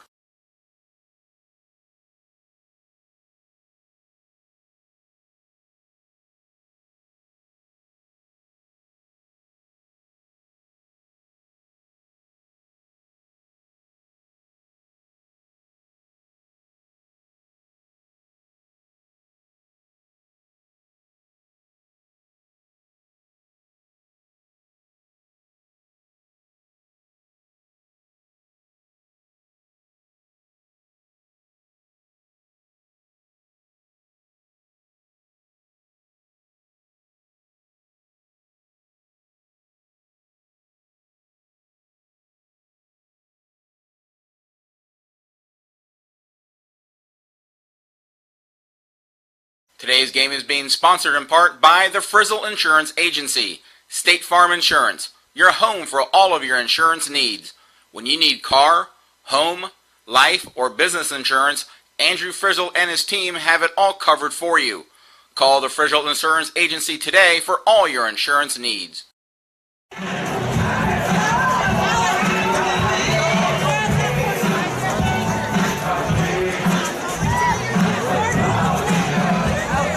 Welcome back to Woodbridge, Virginia. As the score reads, Bobcats 7, Hylton 3. Matt Cundiffin, Ryan Nelson here, back in this game. What do you think both teams need to do to come back in this game and put some more points up on this board? Well, as we were talking at halftime, Matt, we had some little chat with our colleague at Inside Nova, and he seemed to think that they definitely needed to be a little bit more dynamic on as far as the play calling is concerned, and I would have to agree with him. The majority of the plays that we've seen so far tonight have all been running, really, and we haven't been able to see what these two quarterbacks can do, mainly just because of how both teams have done defensively, which has been pretty well, as you can see by the scoreboard, only 7-3 going into the second half. So I think both teams, hopefully both coaches made some adjustments, and we can maybe see some more dynamic play calling here coming into the second half. That's really all it boils down to if we want to see some bigger plays here in the second half from each team. Yeah, I mean, it has been a defensive game. The Bobcats only allowing 64 total offense against the Bulldogs, and I wouldn't say the same for the Bulldogs, as they probably allowed over 100 yards with Finizzi with the 16-yard touchdown run to put the first touchdown and the first points for the Bobcats here, as we're getting closer and closer to the second half kickoff, as the Bulldogs will receive the ball down by 4. Yeah, and that's going to be the key here for the Bulldogs, is they're going to get the second half kickoff, and so they're going to be able to jump right out of the gate and really see what they can do as far as putting some more points on the board. And another thing we talked about at halftime was, especially for the Bobcats, Canestra, this is only his third varsity start this season. So it looked like he was really taking his time trying to feel this Bulldog offense out, or defense out, and just to see what he was working with. And it seemed like that's what both teams were doing. We're just kind of feeling each other out. But this far through the season, we would expect both teams to kind of be in their groove and figure out what they need to do. But, these two teams, both in different districts, obviously the Bobcats visiting from across the county over there in Haymarket. So, they don't get to play each other a lot each year. So these teams are familiar with each other in a sense, but not to the degree that they get to play each other, multiple times a year. So we will definitely see what this second half brings. I'm looking forward to it as we get set here. And we'll take a quick timeout here. Back after this. Subscribe today to Prince William's only locally based weekly newspaper, Inside Nova, Prince William. Home delivery subscriptions are only $39 a year or just 75 cents an issue. Subscribe online at InsideNova.com/subscribe and look for coverage of tonight's game in next week's Inside Nova newspaper.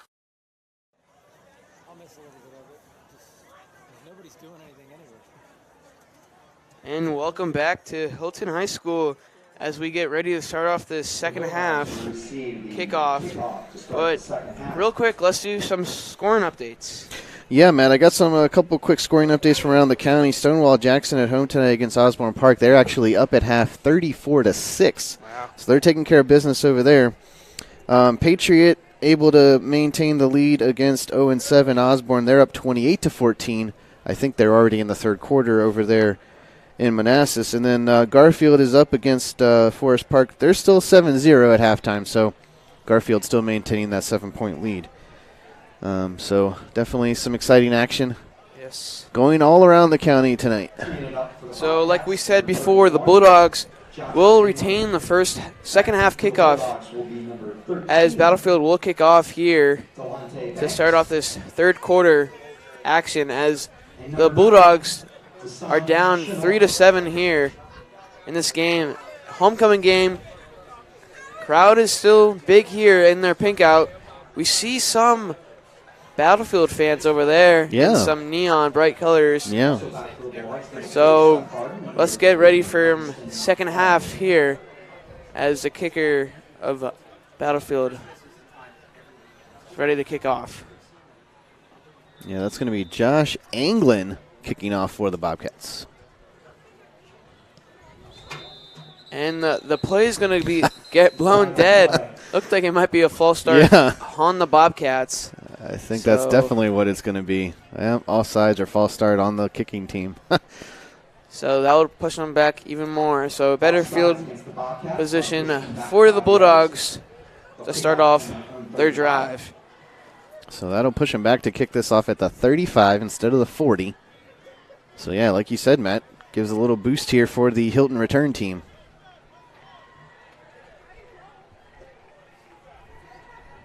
Chilly night here in Woodbridge as players wear their long sleeves to keep warm. So second try at this kickoff here. Line drive, deep kick, fielded around the 10. That is Banks. Banks runs up the middle. He has a hole, tries to break some tackle, and he's still moving his feet.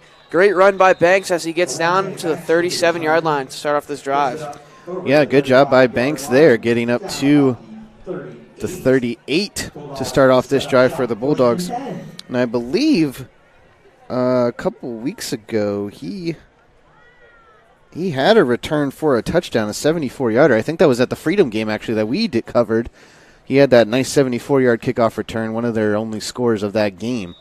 So if Banks can break one free here on that kickoff return, he's a dangerous player in the open field. So Copeland and the Bulldogs offense take the field as they get ready to snap. Quick snap. Screen to the left. He has a man. That is number 7. He tries to cut back up to the middle.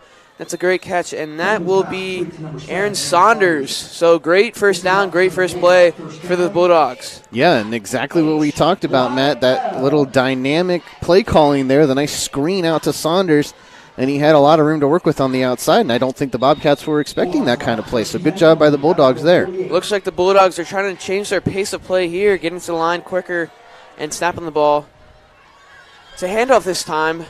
Try to get up for some yards, but it looks like the Bobcats defense stops them for no yards, and that was Chanat on the carry. Gets the ball down to the 47-yard line. So then they go back to their old faithful there, Chenault there right up the middle and nowhere to go. But, yeah, I think you're right, Matt. I think they're trying to get plays called quicker, back to the line faster, maybe get this Bobcat defense on their heels a little bit. So we'll see if that plays in their favor on this first drive. Copeland has a receiver on both sides, sends the man in motion. That is Saunders. Takes a snap. It's another handoff up to the middle for the fullback, and nowhere to go once again as the Bobcats defense are there. Yeah, that was Latrell Guy, and he's a big body out there for the Bobcats. The Bulldogs. They like to use him to kind of power through some people, but a good job by the Bobcats there to stop him from getting any big yardage here. So big third down here for the Bulldogs. So it brings up 3rd down and 6 for the Bulldogs. We've seen them convert on 3rd down before earlier in this game, as Copeland has 2 receivers to his left and 1 to his right. He's looking to pass. He's going to keep it himself, and does he get the first down? No, he's not close to it. 3 yards away, and it looks like the offense will come off the field. As we've seen earlier in the game, they've gone for it on 4th down. Yes, they have. So bringing on the punting unit. So great job by the Bobcats defense getting a stop on their first drive. Banks back to punt with Hunter Key and Kevin Solinsky back deep for the punt return, as the officials call it dead. Yeah, they blew it dead really quickly there. Anyways, back deep for Battlefield is number 4, Hunter Key, and number 8, Kevin Zolnowski. So they will re-kick this ball. I don't know. There wasn't a flag. There wasn't a penalty. Oh, there was a penalty. So it's a first down for the wow. Bulldogs. So they'll keep this offense on the field.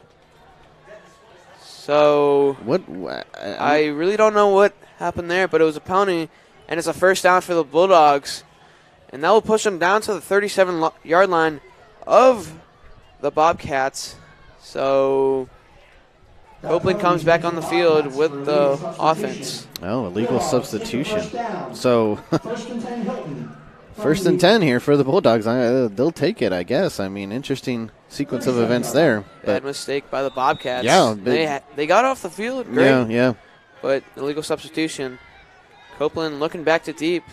He has a man, and it is he calls it incomplete. It looked like he caught it off the body, but no catch. And that was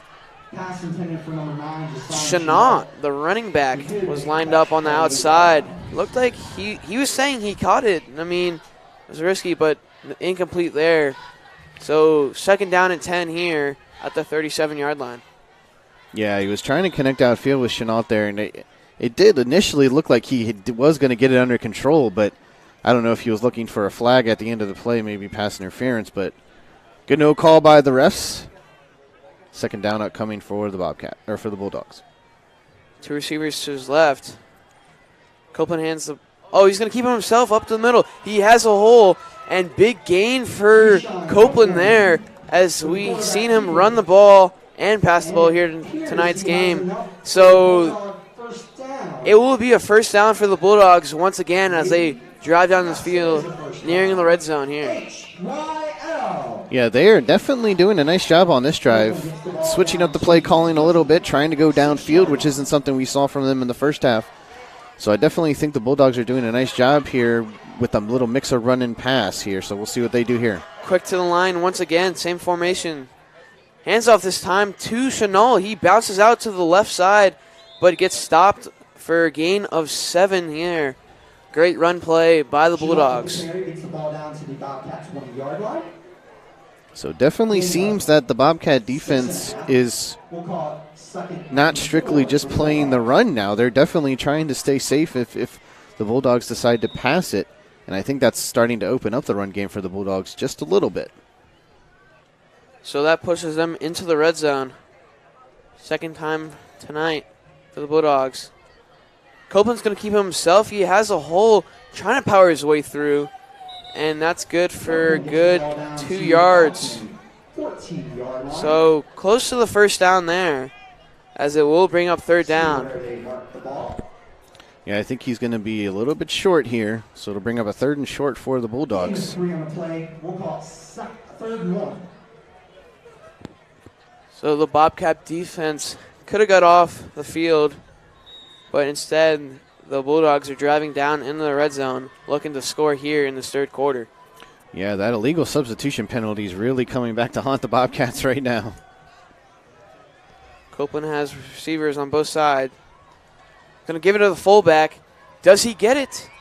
It looks like he might get it there from the referee marking. We'll see here, but that was a great stop by the Bobcats if they didn't. I think it's, let's see. They're trying to eye it, but I think they might go ahead and bring out the chain game. They will. So, close call there. Yeah, but somebody like Latrell Guy, he's a big guy, and they like to use him in those short yardage situations. Actually, last week he had 2 touchdowns. He's only a sophomore, so promising for the Bulldogs there, as the talk has been all season this year, who is going to be able to replace Ricky Slade. I think they've got some promising running backs there that can have a shot at it. So it's going to bring up 4th down and inches as the referees do mark it. Wow. And it looks like they might keep this offense out on this field. So it's 4th and inches. We'll see what the call here, as they've been running it. Definitely would agree with the call here if Coach Lilly wants to keep the offense on the field. Definitely would not disagree if he could go for it on this 4th and short. So they do keep the offense out here. Big 4th down for both teams as the Bulldogs try to get more points up on the board.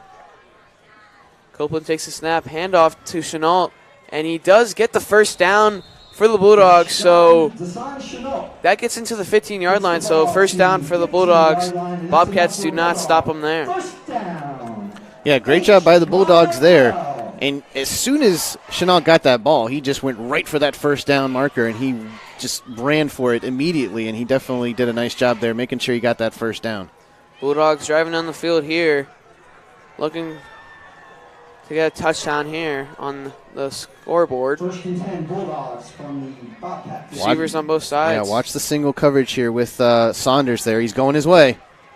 And it's caught! Touchdown, Bulldogs! What a catch, what a throw by, and that's going to be Langston Long on the touchdown. Touchdown, Bulldogs! So that will put them up 9-7 here with 6:49 in the 3rd quarter, pending the extra point. Nothing he could do against that great catch. He went up and got it, and there was no way to guard that. Yeah, excuse me. That was Langston Long in the single coverage. I couldn't quite get the number there, but either way, great job there throwing it over the shoulder there to get Long in the corner of the end zone. Marquez for the extra point, and it looks like it's going to be no good. Oh. So it's 9-7. It looked like it got tipped. It did. I think it did. So the Bulldogs are up once again, 9-7, and we'll be back after this.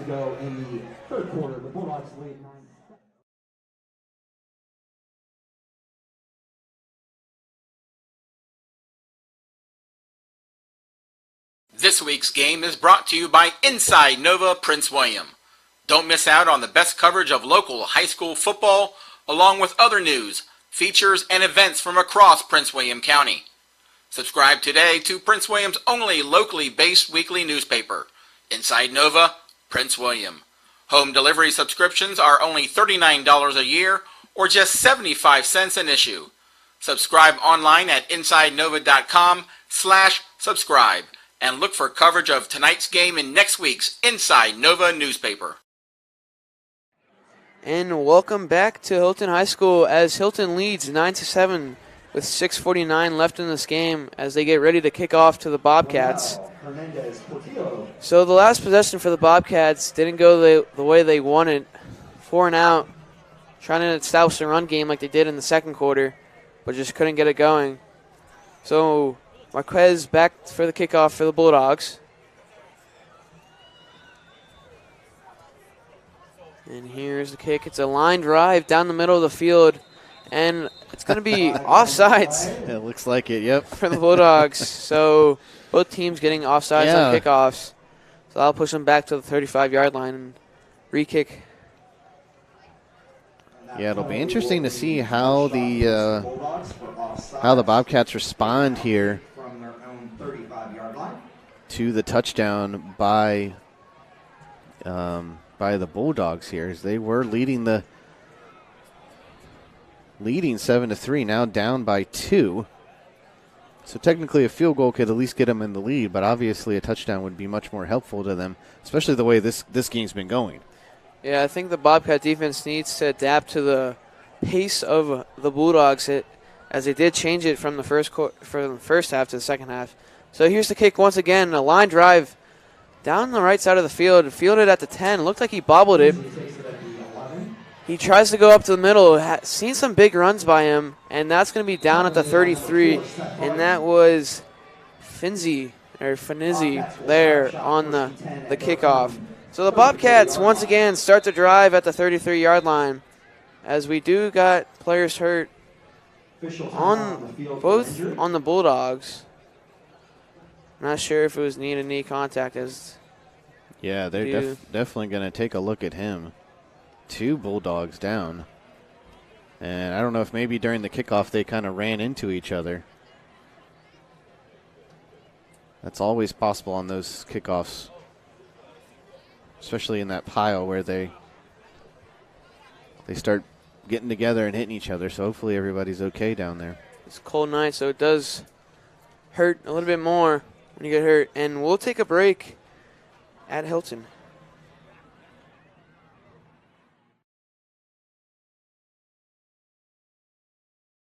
Today's game is being sponsored in part by the Frizzle Insurance Agency, State Farm Insurance, your home for all of your insurance needs. When you need car, home, life, or business insurance, Andrew Frizzle and his team have it all covered for you. Call the Frizzle Insurance Agency today for all your insurance needs.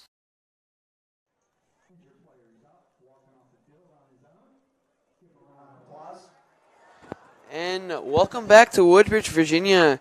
As on the play before we took the timeout break, 2 Bulldogs players walking off the field very gingerly here in this game, as the Bobcats have the ball and they're trying to establish a running game like they did in the second quarter. And once they do, it looks like they're unstoppable. So we'll see what they could do here on this drive. Definitely be interesting to see how they adjust and respond to the Bulldog touchdown.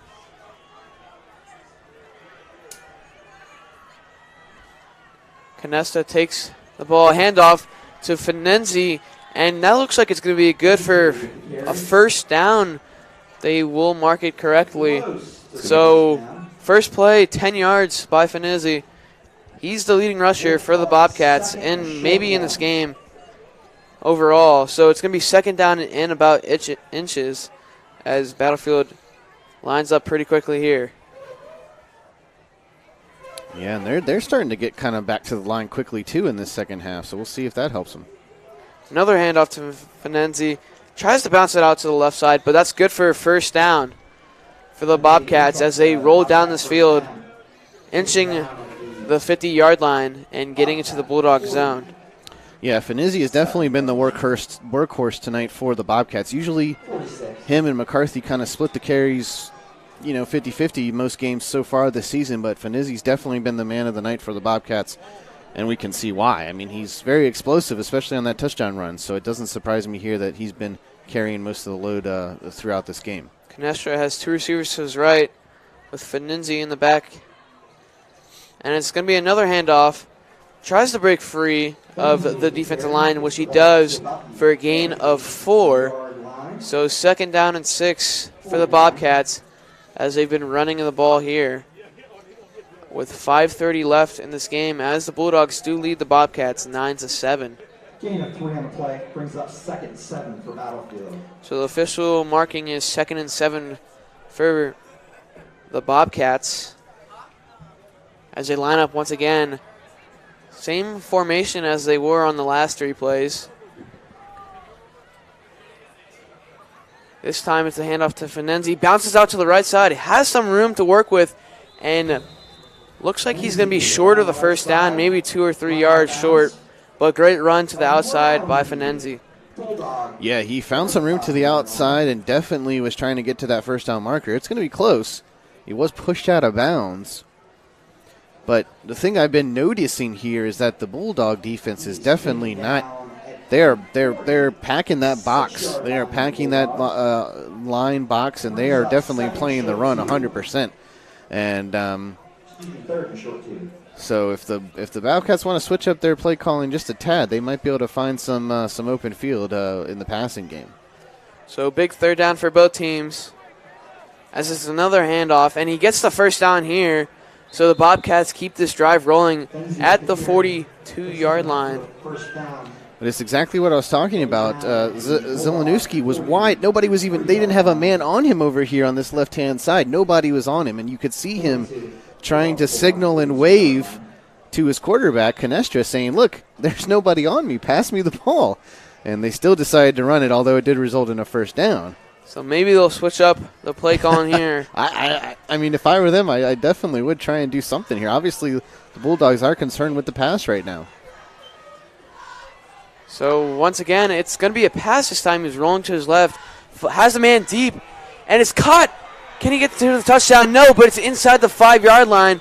But we do have a penalty flag on the play, and that was Zelenowski on the catch. So great rollout by Canestra. And a great throw while he was running. But once again, we do have a flag. So flag's back down here at the 30, so I'm not quite sure. It's not back at the line of scrimmage, so it's would be rare to see if it was a holding call.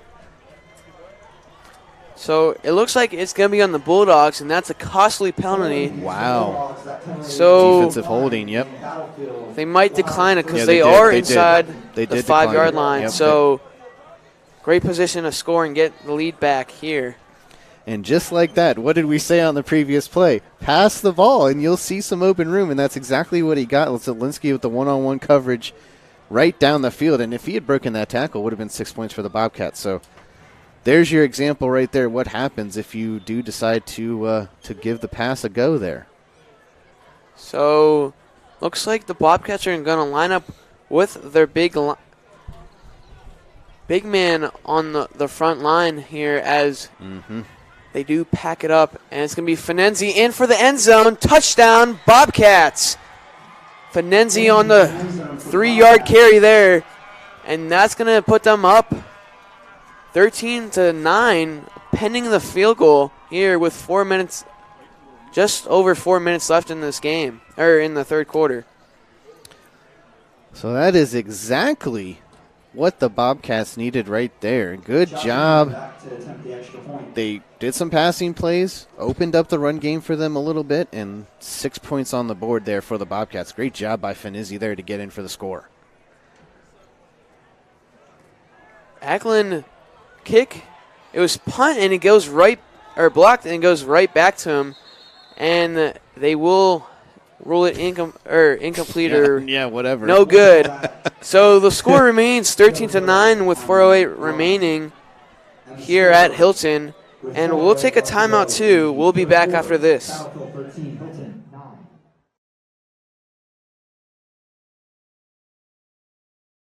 This week's game is brought to you by Inside Nova Prince William. Don't miss out on the best coverage of local high school football, along with other news, features, and events from across Prince William County. Subscribe today to Prince William's only locally based weekly newspaper, Inside Nova Prince William. Home delivery subscriptions are only $39 a year or just 75 cents an issue. Subscribe online at InsideNova.com/subscribe and look for coverage of tonight's game in next week's Inside Nova newspaper. And welcome back to Hylton High School as the Bobcats lead 13-9 in this third quarter, waiting to kick off to the Bulldogs. So the last two possessions been scoring drives for both teams here, so a lot of action in this third quarter and an exciting game coming up to you in the late game. Yeah, I mean, definitely. And it's obvious that both coaches made some great halftime adjustments. The pace is quickened a little bit more. It was a slower pace in the first half. both teams definitely kicking it up a notch, and obviously it's been productive for both sides. So More passing plays. Absolutely, yep. So the kickoff by Eglin is a line drive. Fielded around the 15-yard line, and that's Banks to return. He does have some room up the middle, breaks free of the tackle, and gets tripped up. And that's going to be down at the 37. Oh, that was... No. 38-yard line. So Bulldogs get down at the 37. So great field position once again. So this is where they started off for the last drives, and they've been scoring. So let's see if they can march down this field.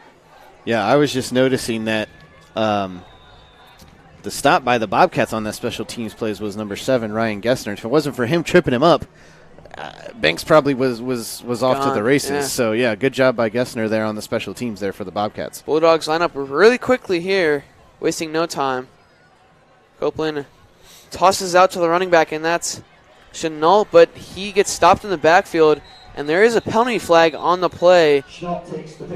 Might be holding on the offense, but we can't assume much as it was at the line of scrimmage. Well, it comes out during the run, so my guess is it would be holding on the Bulldogs. But, yeah, you're right, Matt. We'll see. And the call is holding on the offense, so I'll push them back 10 yards. So from the 37 back to the 27-yard line. Or the 29, should I say, sorry. The ball gets moved back. So first down and 20 for this Bulldogs offense. Yeah, Matt, I have a quick scoring update here. Pioneers just had a field goal there. They're up 31-14 against Osborne. And I corrected myself. They're actually not even at halftime yet. They're still with 26 seconds left in the half. Yeah. I thought they were already in the third quarter, but no, they're not even at halftime yet. So, yeah, Pioneers doing well there in Manassas. Copeland looks back to snaps, looking for a man.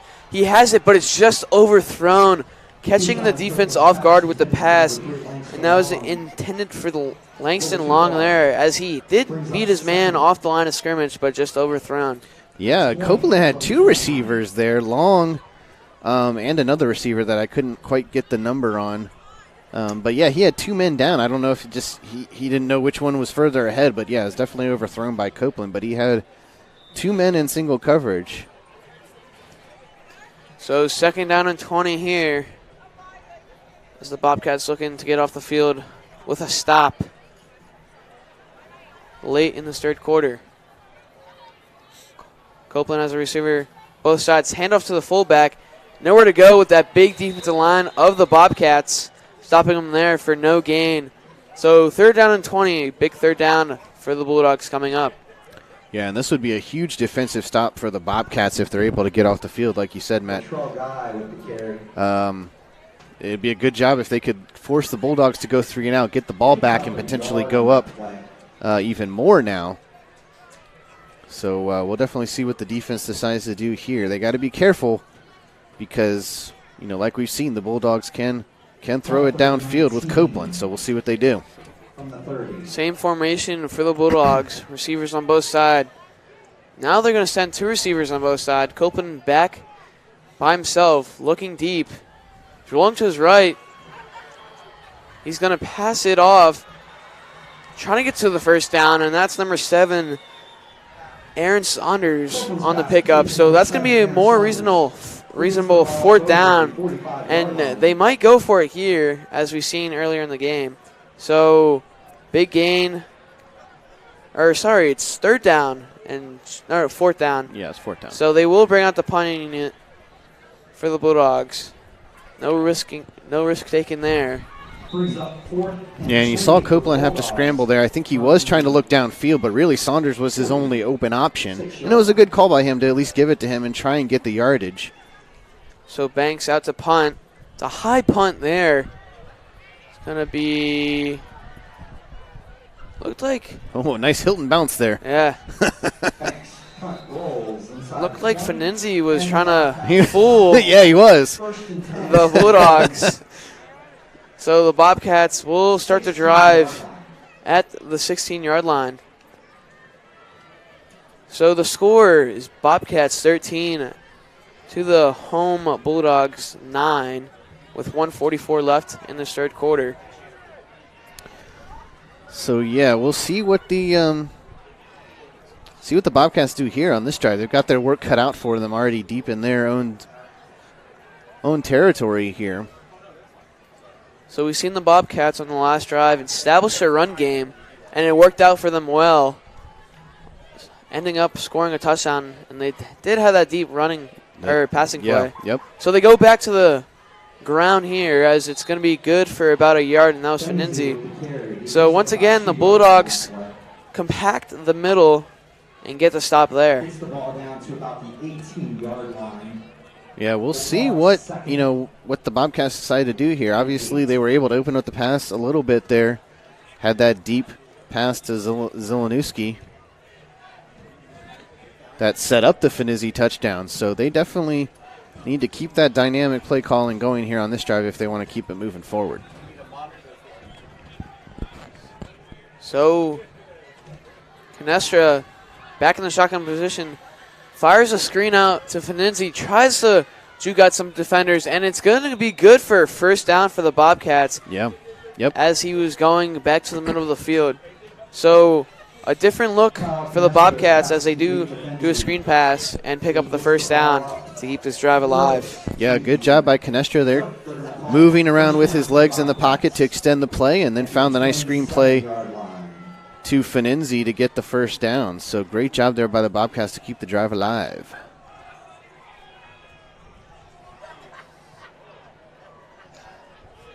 So they send man in motion here. And it's going to be another handoff up the middle. This time he's going to power his way through for a gain of 4 yards there with about 25 seconds left in this third quarter. So it's going to bring up 2nd down and 6 for the Bobcats as we're nearing the end of this third quarter. The Bobcats leading by 6. 2nd and 4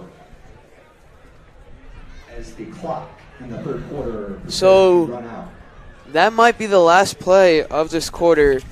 And we'll take a break here as the score is 13-9 Bobcats.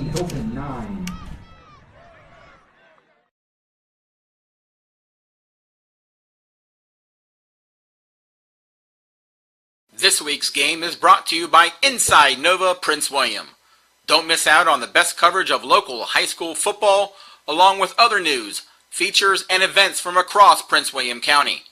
Subscribe today to Prince William's only locally based weekly newspaper, Inside Nova Prince William. Home delivery subscriptions are only $39 a year or just 75 cents an issue. Subscribe online at InsideNova.com/subscribe and look for coverage of tonight's game in next week's Inside Nova newspaper. And welcome back to Hylton High School here as we start this fourth and final quarter of action here. As you can see, 13-9 your score going into this fourth quarter. But exciting third quarter there, Matt. 2 touchdowns, one by each team. Swapping touchdowns there. So definitely we've seen some adjustments made. And what do you see going into the final quarter of play here? See, Bobcats going to try to waste time here running the ball and pick on first downs, which they've been doing a good amount. They've been switching up with 2 pass plays here, trying to be more dynamic. But the Bulldogs on the other side have been scoring too. So Canestra takes the snap there, hands it off to the running back, and stopped. Nowhere to go. Ball comes out, but the play was blown dead. He's met immediately by the Bulldog defense. So we'll see what this is here. It was a 3rd and 4. So that's going to bring up. They do give him a couple yards on the play, brings it up to the Bulldog, or Bobcat 35. So with forward progression, he did get a yard. So 3rd and 3 here for the Bobcats on their own 35. Big third down for the Bulldogs. Yes, very big third down for each team. Bulldogs would definitely like to get the ball back down 4. Call 3rd and 2. And the give's going to be to Fininzi right up the mid. No, it's a fake to Fininzi. Nice job over to the tight end. That's Ryan Cole on the catch. And he's going to get the first down and more. First action from Ryan Cole tonight in that tight end position, and he comes up big. Yeah, I mean, it looked like he faked us all out with the fake run. Rolled out to the left and had Cole wide open for the first down, and he's a big man, so he's hard to tackle, as we saw the Bulldog players trying to go for the legs and to tackle him there. Yeah, I mean, he definitely had me fooled. I thought it was a handoff.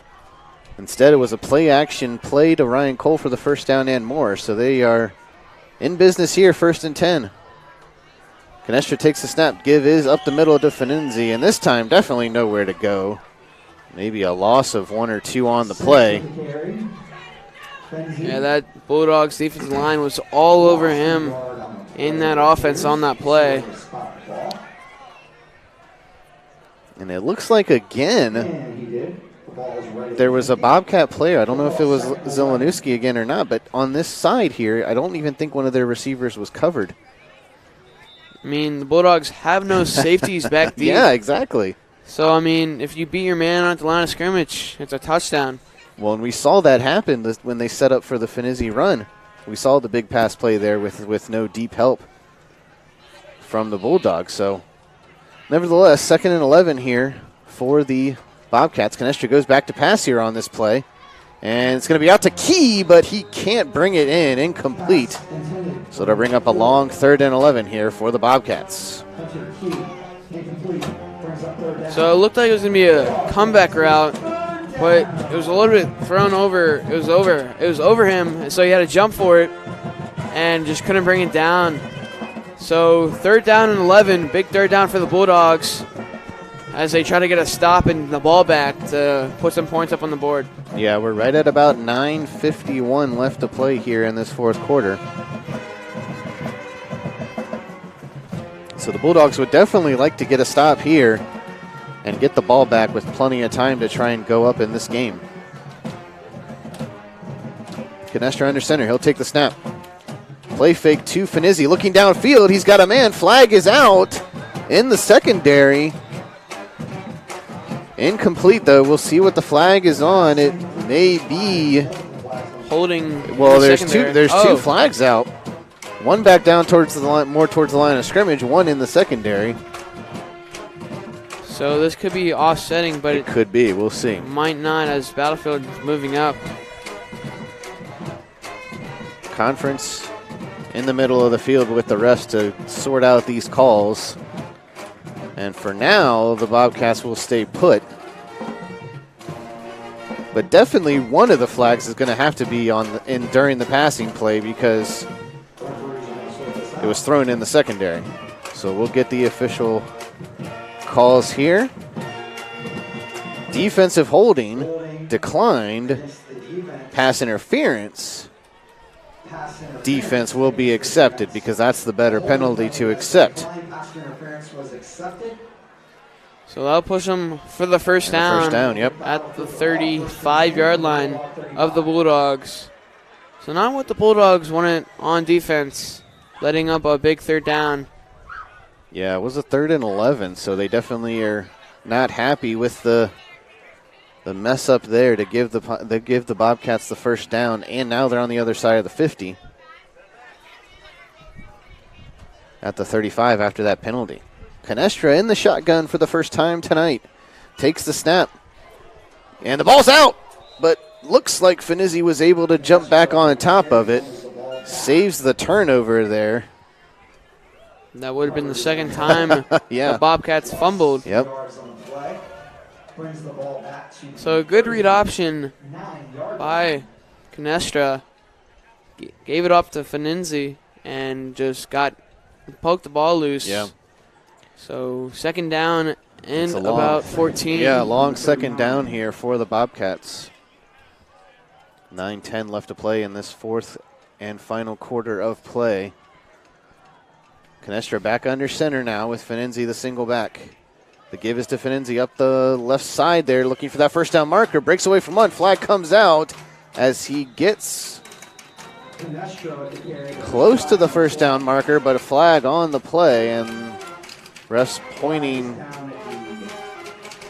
ref's pointing to the Bobcat side, so that's going to be holding, so that's going to set him back 10 yards. Yeah, it looked like on the left side, Finenzi was behind a man, and that could have been where the hold was, as the Bulldogs defense didn't move from his position, and Finenzi would have got a big gain for the Bobcats, pushing them to the first down marker, but this time it brings them back a good 10 yards. So now a very long second down here for the Bobcats. And, you know, early on in the game, the penalties really hadn't have been that big of a factor. Now they're really coming into play here. Maybe some of the players just getting a little tired out there. So a big second down here, and 22 for the Bobcats here. Canestra in the shotgun again, takes the snap, rolling out to his right. Get it under pressure, looking downfield, doesn't have a man, he'll keep it himself. And gets up to just a little past the 40, maybe the 38-yard line. But not probably what they wanted to do on that play, as now it's a third down and long. So we're going to get a timeout called. Official timeout as there is an injured Bulldog on the field. So we'll take a quick break, too, and be right back after this from Hylton.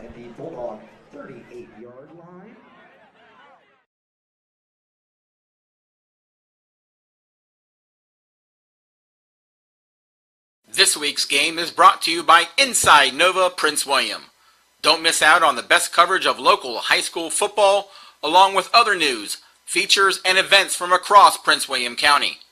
Subscribe today to Prince William's only locally based weekly newspaper, Inside Nova Prince William. Home delivery subscriptions are only $39 a year or just 75 cents an issue. Subscribe online at InsideNova.com/subscribe and look for coverage of tonight's game in next week's Inside Nova newspaper. And welcome back. We are live here at Hylton High School in Woodbridge, Virginia, here in Prince William County. Inside Nova game of the week here, presented by Prince William Sports and Entertainment.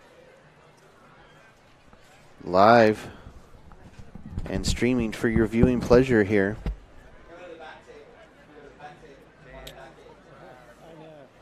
So the Bulldog player's still down. They're still checking him out. But as of right now, the Battlefield Bobcats on top 13-9 for the time being now. But they've got a long third down coming up after the injured player. Hopefully he's all right. Yeah, hopefully he's all right. He's been down there for just a tad. All the Hylton players taking a knee in the process. So with this big third down coming up for the Bobcats, I mean, what do you think is going to be the call to try and get the first down and keep this drive alive? And it does look like the player is able to get off the field under his own power. So that's a good sign. I mean, that's a good sign. If I was the Bobcats, I would do a play action, throw it to Cole again, or the big tight end, as he's a big target. So, yeah, it looks like down on the field, Coach Lilly maybe having a quick conversation with the refs, saying, hey, he was talking about some rough play going on down there on the field. And he's definitely not happy with whatever was going on. So maybe he saw something that we couldn't see from up here. And definitely had a nice long chat there with the refs, as he was not happy at the end of that play. But we're set here to go for this big third down here. Canestra I formation, fakes it to Finizzi, looking downfield under a heavy rush. Gets out of it, rolled to his left. He's going to keep it himself, looking for that first down marker. He's going to get it. He's going to get it, I believe, right there, and then gets out of bounds. So I believe that's going to be a first down for the Bobcats. Great job by Canestra there to get away from the rush and then get the first down.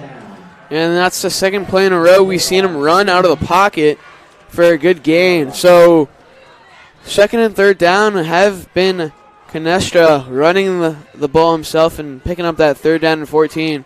So great run by him to keep this drive alive and nearing the red zone for this Bobcat offense. Yeah, they are on the Bulldog 25-yard line now with 8:05 left to play, as Canestra stopped the clock going out of bounds. He's in the shotgun. The give is to Finizzi, who tries to cut it outside. Breaks one tackle, but the Bulldogs able to push him back and out of bounds. And that pushed out of bounds. Finzi Definitely with some the carry, pushed out of bounds. shoving after the play. They're out of bounds there, but either way, it'll be a 2nd and long coming up for the Bobcats here as we're under 8 minutes to play in this 4th quarter. Yeah, that sideline of Battlefield didn't look so happy about that push. All looking for the call. Back to the 30-yard line.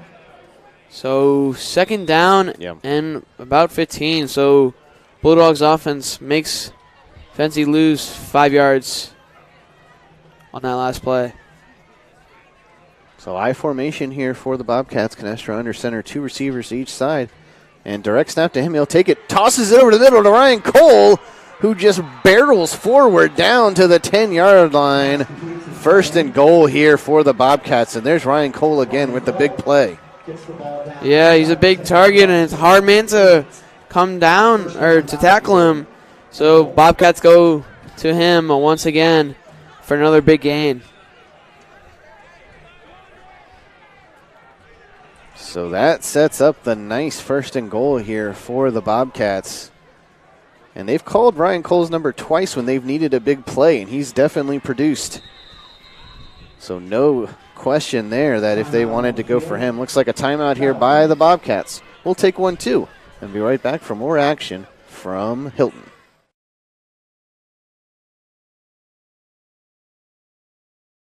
Today's game is being sponsored in part by the Frizzle Insurance Agency, State Farm Insurance, your home for all of your insurance needs. When you need car, home, life, or business insurance, Andrew Frizzle and his team have it all covered for you. Call the Frizzle Insurance Agency today for all your insurance needs. And welcome back. Outside of that timeout here, as the Bobcats are getting ready to set up for 1st and goal.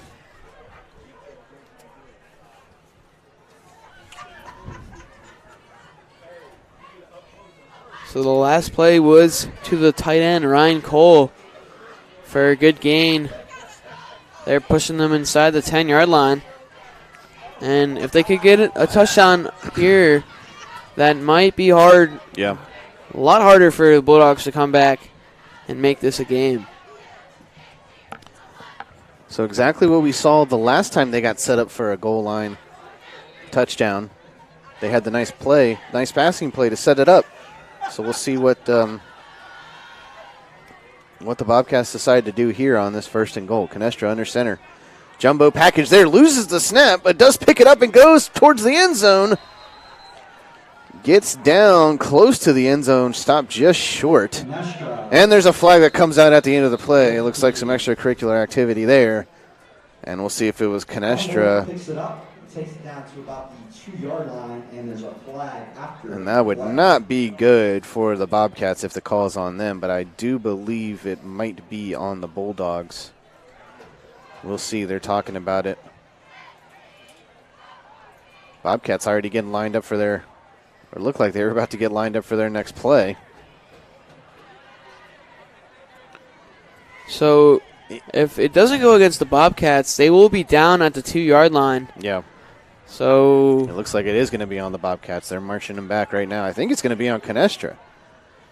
Unsportsmanlike conduct, yeah. Unsportsmanlike conduct penalty against the Bobcats. That's a 15-yard penalty. Because definitely at the end of the play, he was the first one to jump up and start getting into it with some of the Hylton players there. So, they will have it. So that's going to set him back, basically almost negate the pass to Ryan Cole almost with that penalty. 16-yard line. So the ball must be spotted at the 16-yard line. Not good for the Bobcats. They were in the 1st and goal territory. So their start. Second goal from the 16. So it's going to be 2nd and goal here at the 15-yard line. So just a little over 7 minutes to play here in this 4th quarter. as the clock now running down to 7 minutes. Canestra in the center. He'll look, and he's going to get hit as he throws. Picked off by the Bulldogs. And he's got some room to run down to the 40, past the 50, down the sideline, still on his feet, still going, and finally tackled down. And let's take a look at that beautiful interception again.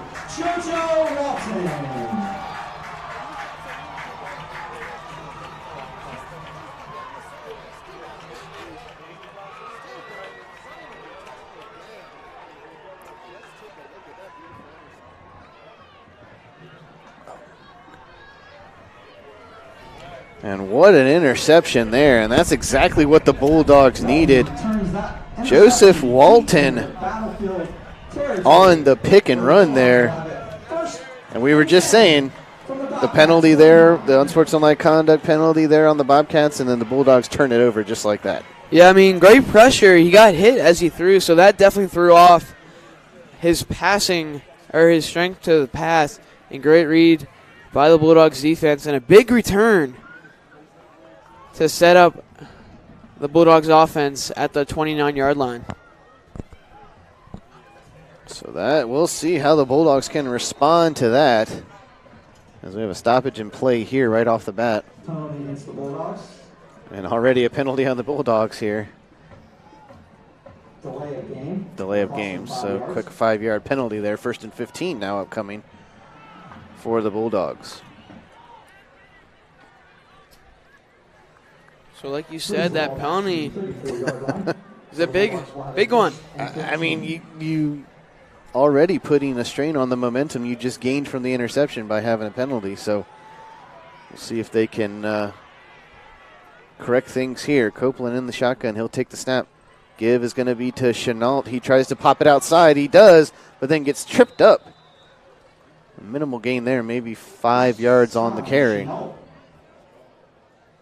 So if the Bulldogs do score here, they will tie the game without the extra point. If they do, they will go up by 1. But 2nd down and 11. Coming down to crunch time here in this game. 11 for the Bulldogs.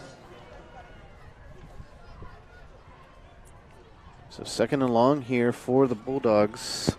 Coming down to about 6 minutes to play in this 4th and final quarter. Copeland in the shotgun, going to fake the handoff, looking downfield under heavy rush, and he's going to get taken down by the Bobcat defense. Great job there to bring up a 3rd and long situation. Bobcat defense coming up big here. Great job by Matt Binkowski getting to the quarterback and stopping him from getting any extra yards on that passing play. So 3rd down and about 17 here for the Bulldogs with just about 5:30 left in this game. Yeah, time is definitely ticking for the Bulldogs here if they want to get some points on the board and try and take a lead here, as this is a big 3rd and 16 for the Bulldogs. Copeland takes a snap out of the shotgun. Looking downfield's got a man across the middle, and it's caught down to the end zone. He's going to rumble in. Did he get in? I don't think so. Stopped short. And what a play there. Let's take a look at that again. Saunders, he gets the ball down right at the goal line, where the Bulldogs will have it. 1st and goal. And that was just a great play there by Saunders there over the middle. And for him to keep his feet just moving. like that, yeah. So let's hope the Bulldogs do not get a penalty here and ruin their momentum. Aaron Saunders there on the nice pitch and catch there. 1st and goal here for the Bulldogs. Copeland takes the snap. Give it to Chenault. He's trying to get to that goal line. I think the Bobcats stopped him. So 2nd down upcoming for the Bulldogs. And the big man there coming in off the sideline, that is Latrell Guy. So maybe they try and pound it in with him. I mean, Battlefield definitely has to go in goal line defense here because their running has been working for a good 2-3 yards gain on each play. So this is a big goal line stop if Battlefield does get it. And a big play for the Bulldogs, and they will call a timeout. Yeah, it looks like the Bulldogs are going to call a timeout. Timeout, Hylton. talk things over, so we'll keep it here as well and talk things over. And so definitely with this fourth quarter coming up, and we'll take a quick look here inside our broadcast booth. And 13-9, Bulldogs now first in goal situation. I mean, what would you call if you were down there on the field in that situation? I mean, I would send out our biggest players on the line and run the ball up down the middle and try to see if that would work. If not, maybe go with a screenplay to the tight end or something like that, just to get some plays open to the outside. So, well, before they called the timeout, we did see Latrell Guy, who is their big running back there. He was going out onto the field before they called the timeout, so I was thinking, hey, maybe they'll try and give it to him, see if he can power it in there. But I guess Coach Lilly wanted to talk things over here, as their kicker here on the sideline also getting warmed up. Hernandez Portillo getting warmed up there. That'd be a big extra point if they get a touchdown here. So if they were to score, it would be 15-13 Hylton. And obviously pinning the extra point, they would want to make it a 3-point game. There's the handoff to Chenault. He's got the look to the corner of the end zone. Touchdown, Hylton Bulldogs. And look at that, right into the corner of the end zone, that front pylon. He was looking for that, and he got in for the score. Big run by Chenault, getting to the outside. Great block by the receiver. I'm not sure who it was, but got in for the end zone. And if Marquez gets the extra point, they will be up by 3 and have some comfort here in this game with 4:05 remaining. So right now it's 15-13 pending the extra point. Each team has had issues making extra points tonight, so hopefully Marquez can boot it in there and make it a 3-point game. Here comes the snap. High snap, but the hold is taken down, and it's going to be good. So they do get the extra point. Now they're up 16-13 with 4:05 left to go. And this crowd is getting hyped. They are. So we're going to take a quick commercial break, and we'll be right back for more to finish up this game right after this.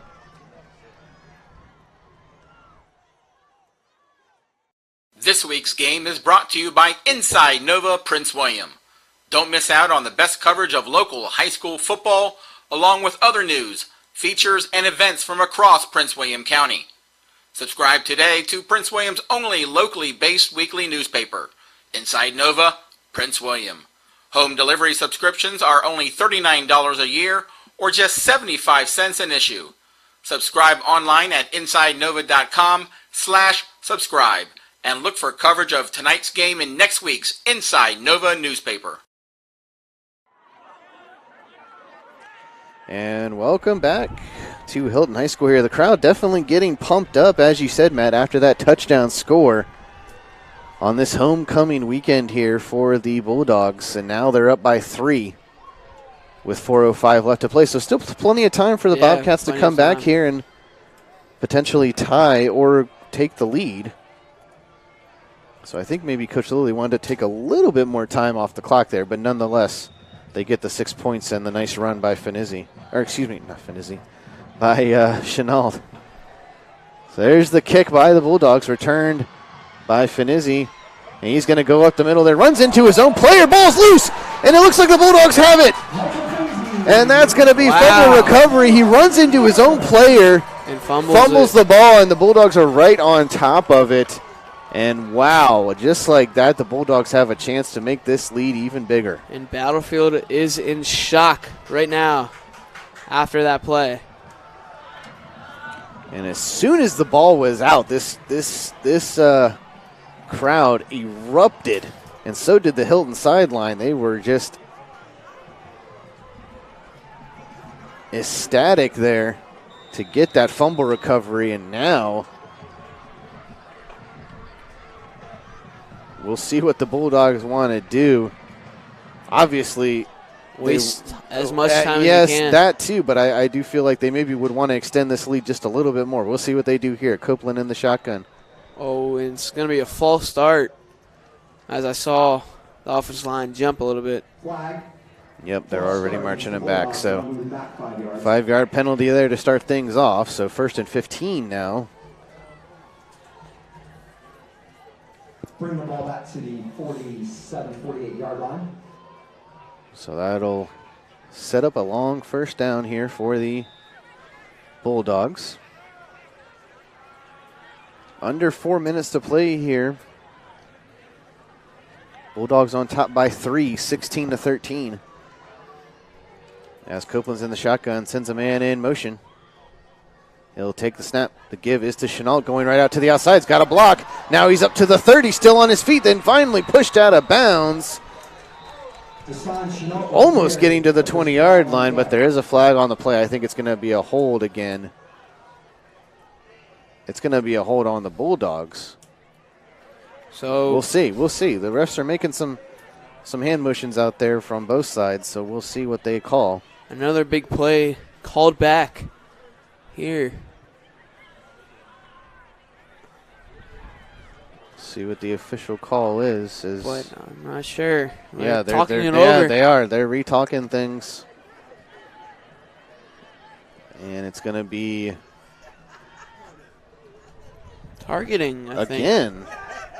So this time on the Bulldogs.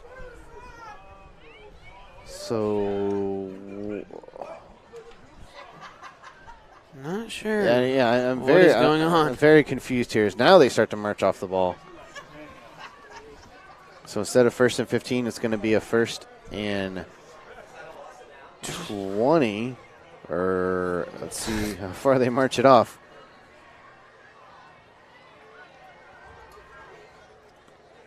Yeah, it's a lot. It was a big penalty there. So Copeland will take the snap, handoff up the middle there to Chenault there. But we are down to 3:40 left to play. Clock still rolling here. 2nd and long coming up.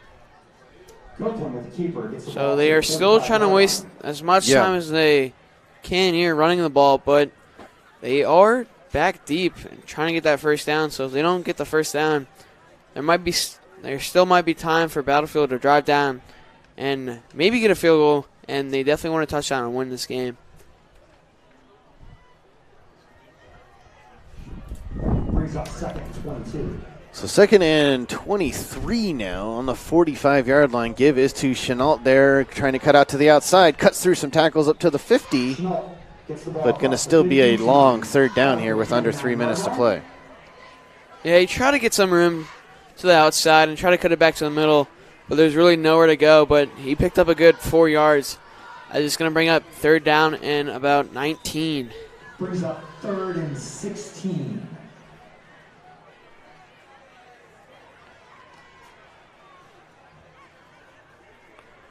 So big 3rd down here.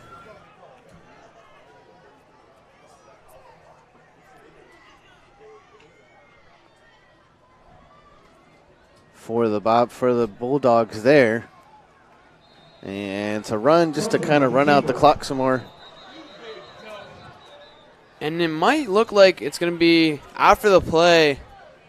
The Bulldogs player and Bobcats player were pushing each other. But flags came out, yeah. Might be offsetting. I'm not sure if it's going to be on the Bobcats. So if it is against the Bobcats, that's a big penalty for them. That'll probably make it 1st down for the Bulldogs. Flag on the play, though, after the play. Yeah, we'll certainly see refs again having a long talk. Midfield conference there, so we'll see what they decide to call. So either way, I mean, it's getting late in this game. Each team is kind of expressing some frustration here, it seems like. Here's the ref with the call. And unsportsmanlike conduct on the Bobcats. So big penalty there. Yes, big indeed. That might be a 1st down. It is going to give them the 1st down. So once again, another costly penalty for Battlefield, and that's definitely going to kill them this game as they come and bite back on them. So, Coach is definitely not going to be happy about those. That was a unsportsmanlike conduct penalty against Battlefield with an ejection. Ooh. Whoa. Okay, so there's an interesting sequence of events there. Wow. Wow. So the Bobcats really just not sure if they're just getting a little frustrated down there on the field. But nevertheless, Bulldogs here, automatic first down with 2 minutes to play. Under 2 minutes to play now as the clock's still rolling. Copeland in the shotgun here. He'll take the snap. Give is to Chenault up the middle and trying to find some room to work with. But the clock just keeps rolling. And like you said, Matt, I think that's the key for them right now is just to keep that clock going. And I'm not sure if the Bobcats have many timeouts left and trying to conserve them and trusting their defense to get a stop. 1.5 to go here in this fourth and final quarter of play. Bobcats really need to do something defensively here if they want to have any chance at getting back into this game. They're only down 3, but the clock is winding down here, almost now under 1:10 to play. Timeout. And it looks like finally Coach Lilly will call the timeout to avoid the delay of game penalty. We'll take a quick break too. Be right back to finish up this game from Hylton. Game is being sponsored in part by the Frizzle Insurance Agency, State Farm Insurance, your home for all of your insurance needs. When you need car, home, life, or business insurance, Andrew Frizzle and his team have it all covered for you. Call the Frizzle Insurance Agency today for all your insurance needs. And welcome back. Live from Hylton High School here. 1:05 left to play in this game. Bulldogs on top 16-13. And the Hylton cheerleaders there still getting this crowd pumped up here on homecoming night. And I believe at halftime they did say that their cheerleaders were District champs for cheerleading. So congratulations to them. So definitely definitely doing their thing tonight on homecoming night here at Hylton. As they're up 16-13, Copeland takes the snap, give it to Chenault up the middle, and nowhere to go, but the time now under a minute to play. Timeout, Bobcats. And now the Bobcats take a timeout. That has to be their final timeout at this point. I don't think that they have any more left after that. But now the question is here, though. It's 3rd and 8. Bulldogs obviously want to keep the clock rolling here.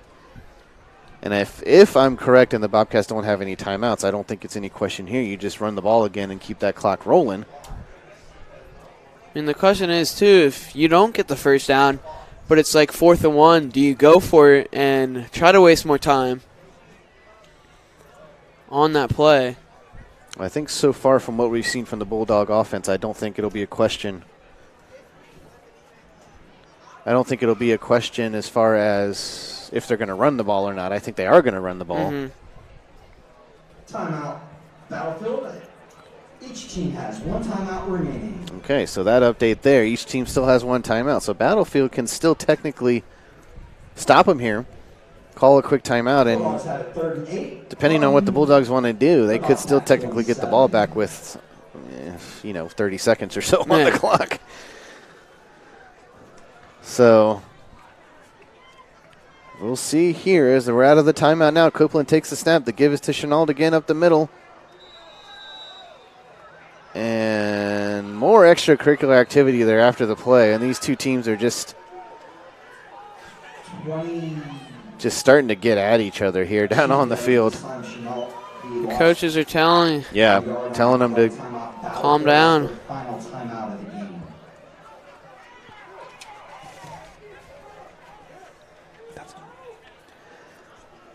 So final timeout here called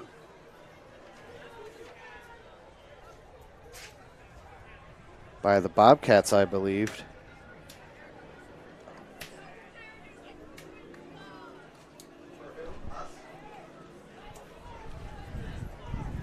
And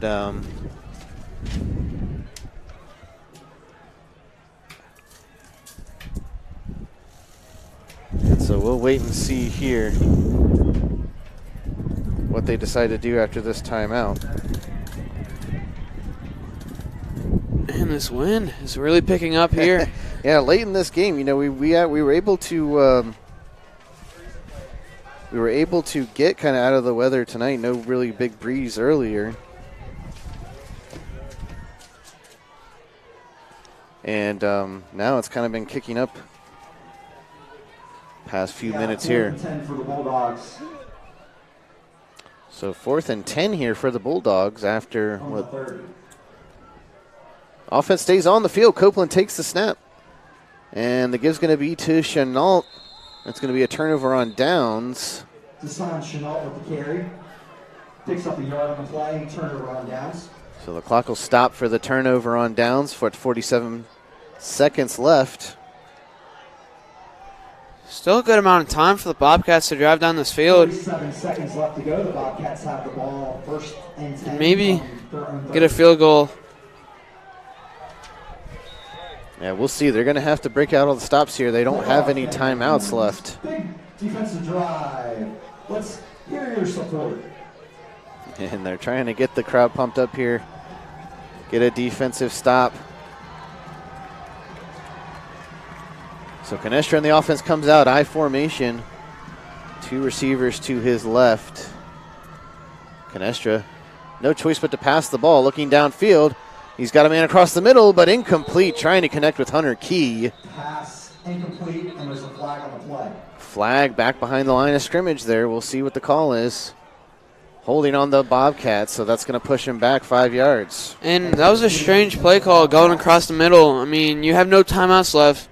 So go to the outside and stop the time there, but he saw something in the middle, and maybe he could have ran it for a touchdown, but it was holding. Yeah, he was trying to connect with Hunter Key there and just couldn't really connect. So, but nonetheless, it was the holding call, so it's going to bring up 1st and 15. Or excuse me, 1st and 25. Shotgun formation here for Canestra. Now he goes back under center. Takes the snap. He's got to throw it away under heavy rush. He'll decide to keep it himself. And he's coming around to the sideline trying to get out of bounds. He does. Stops the clock at 32 seconds. Great job getting out Nice of bounds run, there. though. Yeah, nice run. Realized where he was on the field and able to get out of bounds and stop the clock. So that brings up 2nd down and 10 for the Bobcats with 30 seconds left. Trying to get a field goal to tie the game. Yeah, they just need to get downfield quickly here. As basically he just regained the yards from the penalty. So we're at 2nd and 10. For the Bobcats from their own 30. 32 seconds left to go in the game. So here we go. 2nd down here. Canestra under center. He'll take the snap under heavy rush, and gets out of 1 sack, but then he just throws it away. I think that has to be a penalty. Yeah, intentional grounding. So, wow, this is going to be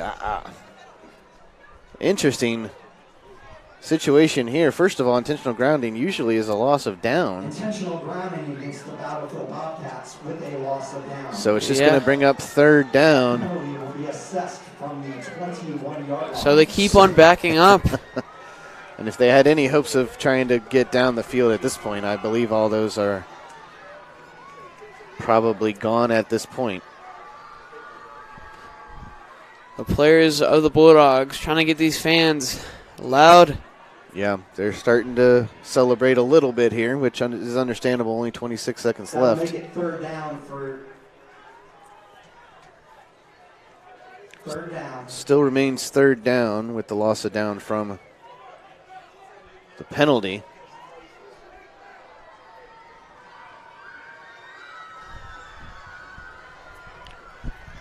And I just think at this point, I mean, we'll see what the Bobcats call at this point this late in the game. But with the 3rd and 10 situation, it looks like, okay, they finally bring a ball in here to get everything lined up. I was just wondering what was going on. Taking a while there to get the ball reset. And now they're going to be able to mark off the penalty yardage. The ball will be placed at the 16-yard line where it brings up 3rd and 24. Bulldog fans, it's third down. 3rd and very, very long. And Canestra's in the shotgun. No choice but to try and pass here.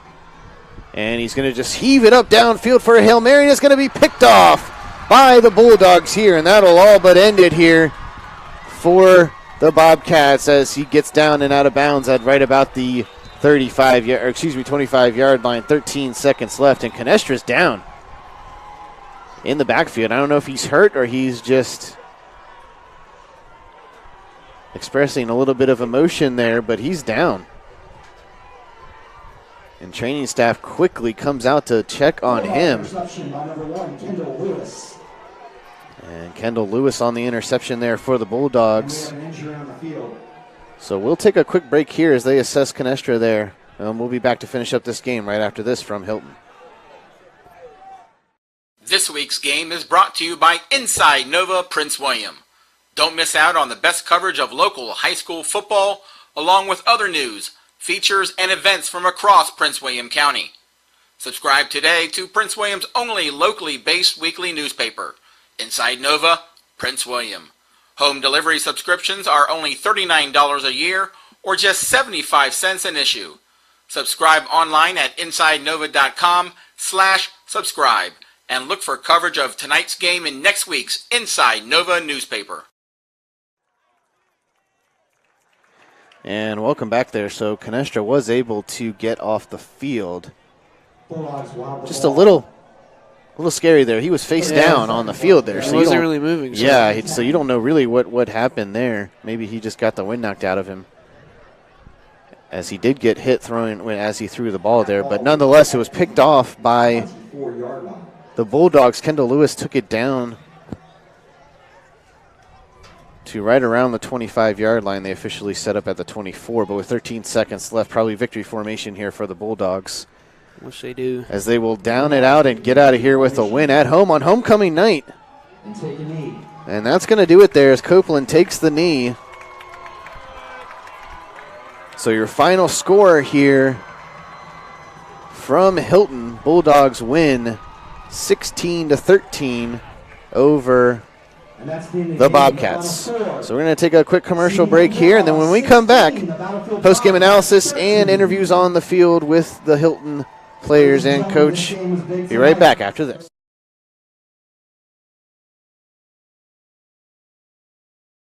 This week's game is brought to you by Inside Nova Prince William. Don't miss out on the best coverage of local high school football, along with other news, features, and events from across Prince William County. Subscribe today to Prince William's only locally based weekly newspaper, Inside Nova Prince William. Home delivery subscriptions are only $39 a year or just 75 cents an issue. Subscribe online at InsideNova.com/subscribe and look for coverage of tonight's game in next week's Inside Nova newspaper.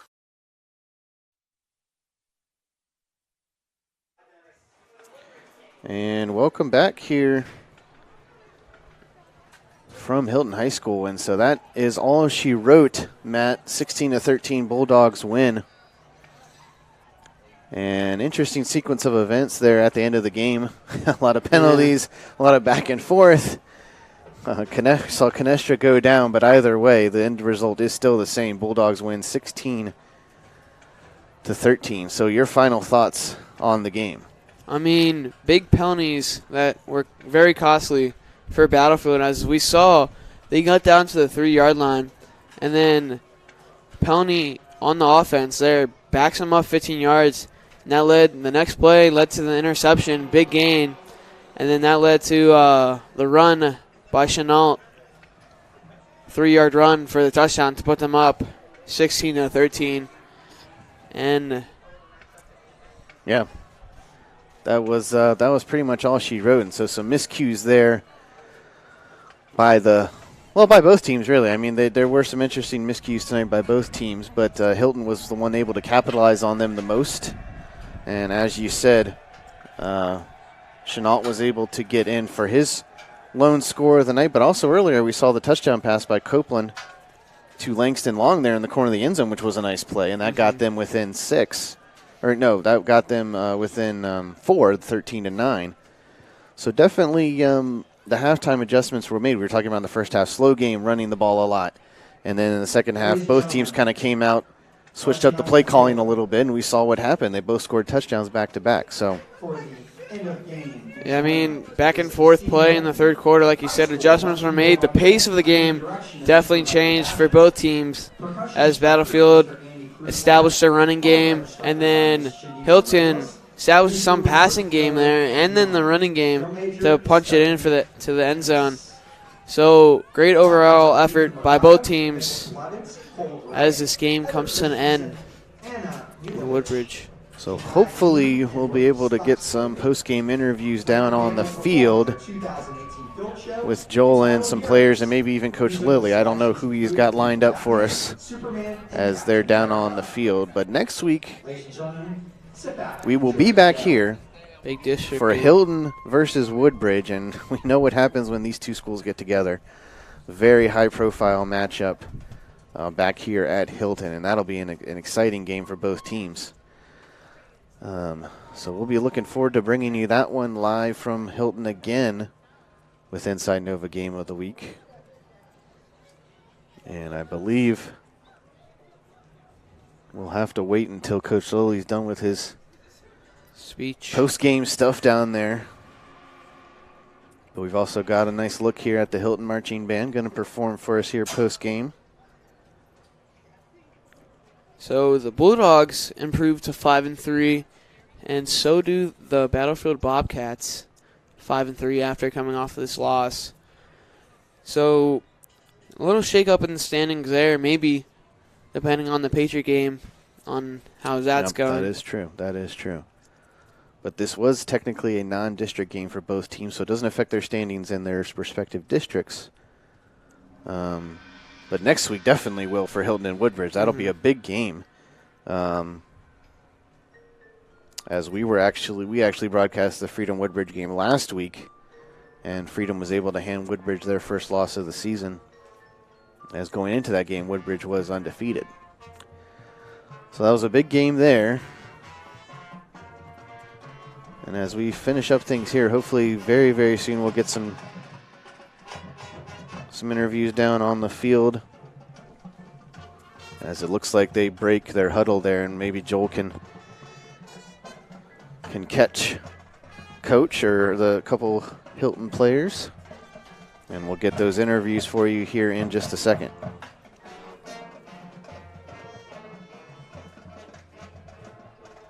And I know hopefully you'd like to talk to Coach. Coach Lilly always has interesting stuff to play. As former NFL player himself, back in the day playing linebacker for the Denver Broncos, so he definitely knows his football stuff.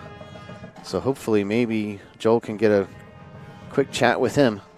And yes, we're going to go down to Joel on the field for post-game interviews. Looks like he's got Keyshawn Copeland lined up first. Yeah. All right, we are live here from Hylton High School. You guys just beat the Battlefield Bobcats. Keyshawn, great ball game, a little tough to go in the first half. What was the difference in the second half? The second half, Coach was just talking to us in the halftime, and we just had to get it together. We got all our blocks, and we was good and everything. You had a nice touchdown pass in the ball game. Take us through that play. I just had to improve all week. We've been practicing on jump balls and improving my throwing. Halftime, what did Coach say to you guys to get you all motivated here in the second half? He was pumping us up by saying that we need to come out here and be stronger than ever. We was good, but we wasn't good enough. We have to get up all the time. All right, congratulations on the win. Get ready for Woodbridge next week. Yes, sir. Again. All right, we're looking for JoJo. JoJo's still over there. I know, he's talking over there. Keep it a minute here. Anybody else want to talk? We're live. We're live. You want to talk? Sure, come here. We'll get you both. JoJo, how you doing? I'm good. TW Sports, we are live. You probably had the biggest play of the game, that INT, and then you guys marched back. Take us through that interception. Man, I told my teammates, don't give up. One of our players, Aaron Saunders, number 7, he said, man, we've been here before.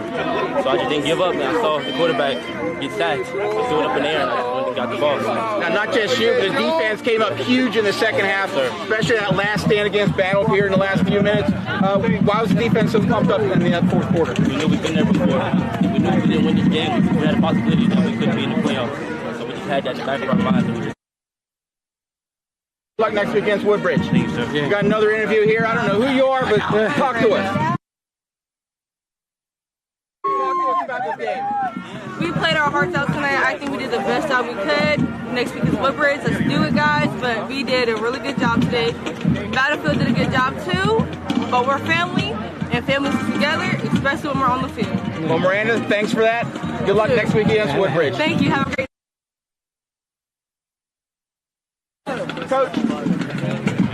Coach, can we talk? No, it's cool. It's cool.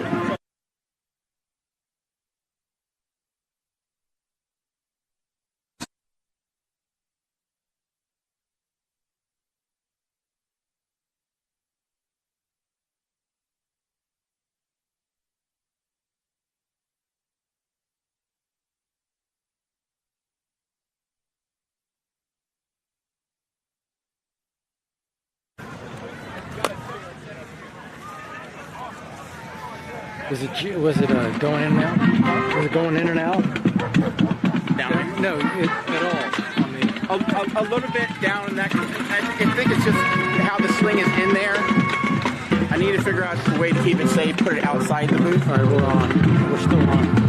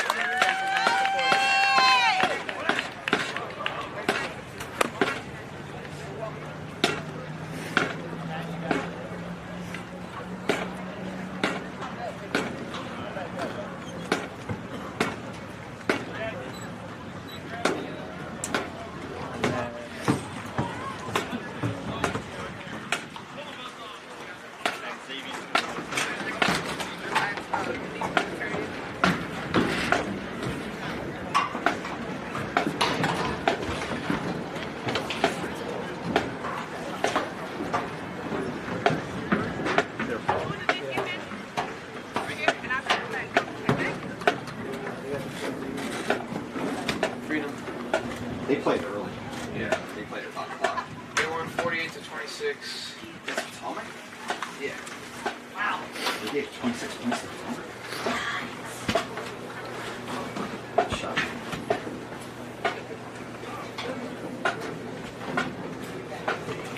Where'd Joe go? I don't know why it's not shutting off. I'm still on. I'm still on camera. Shut the sling off.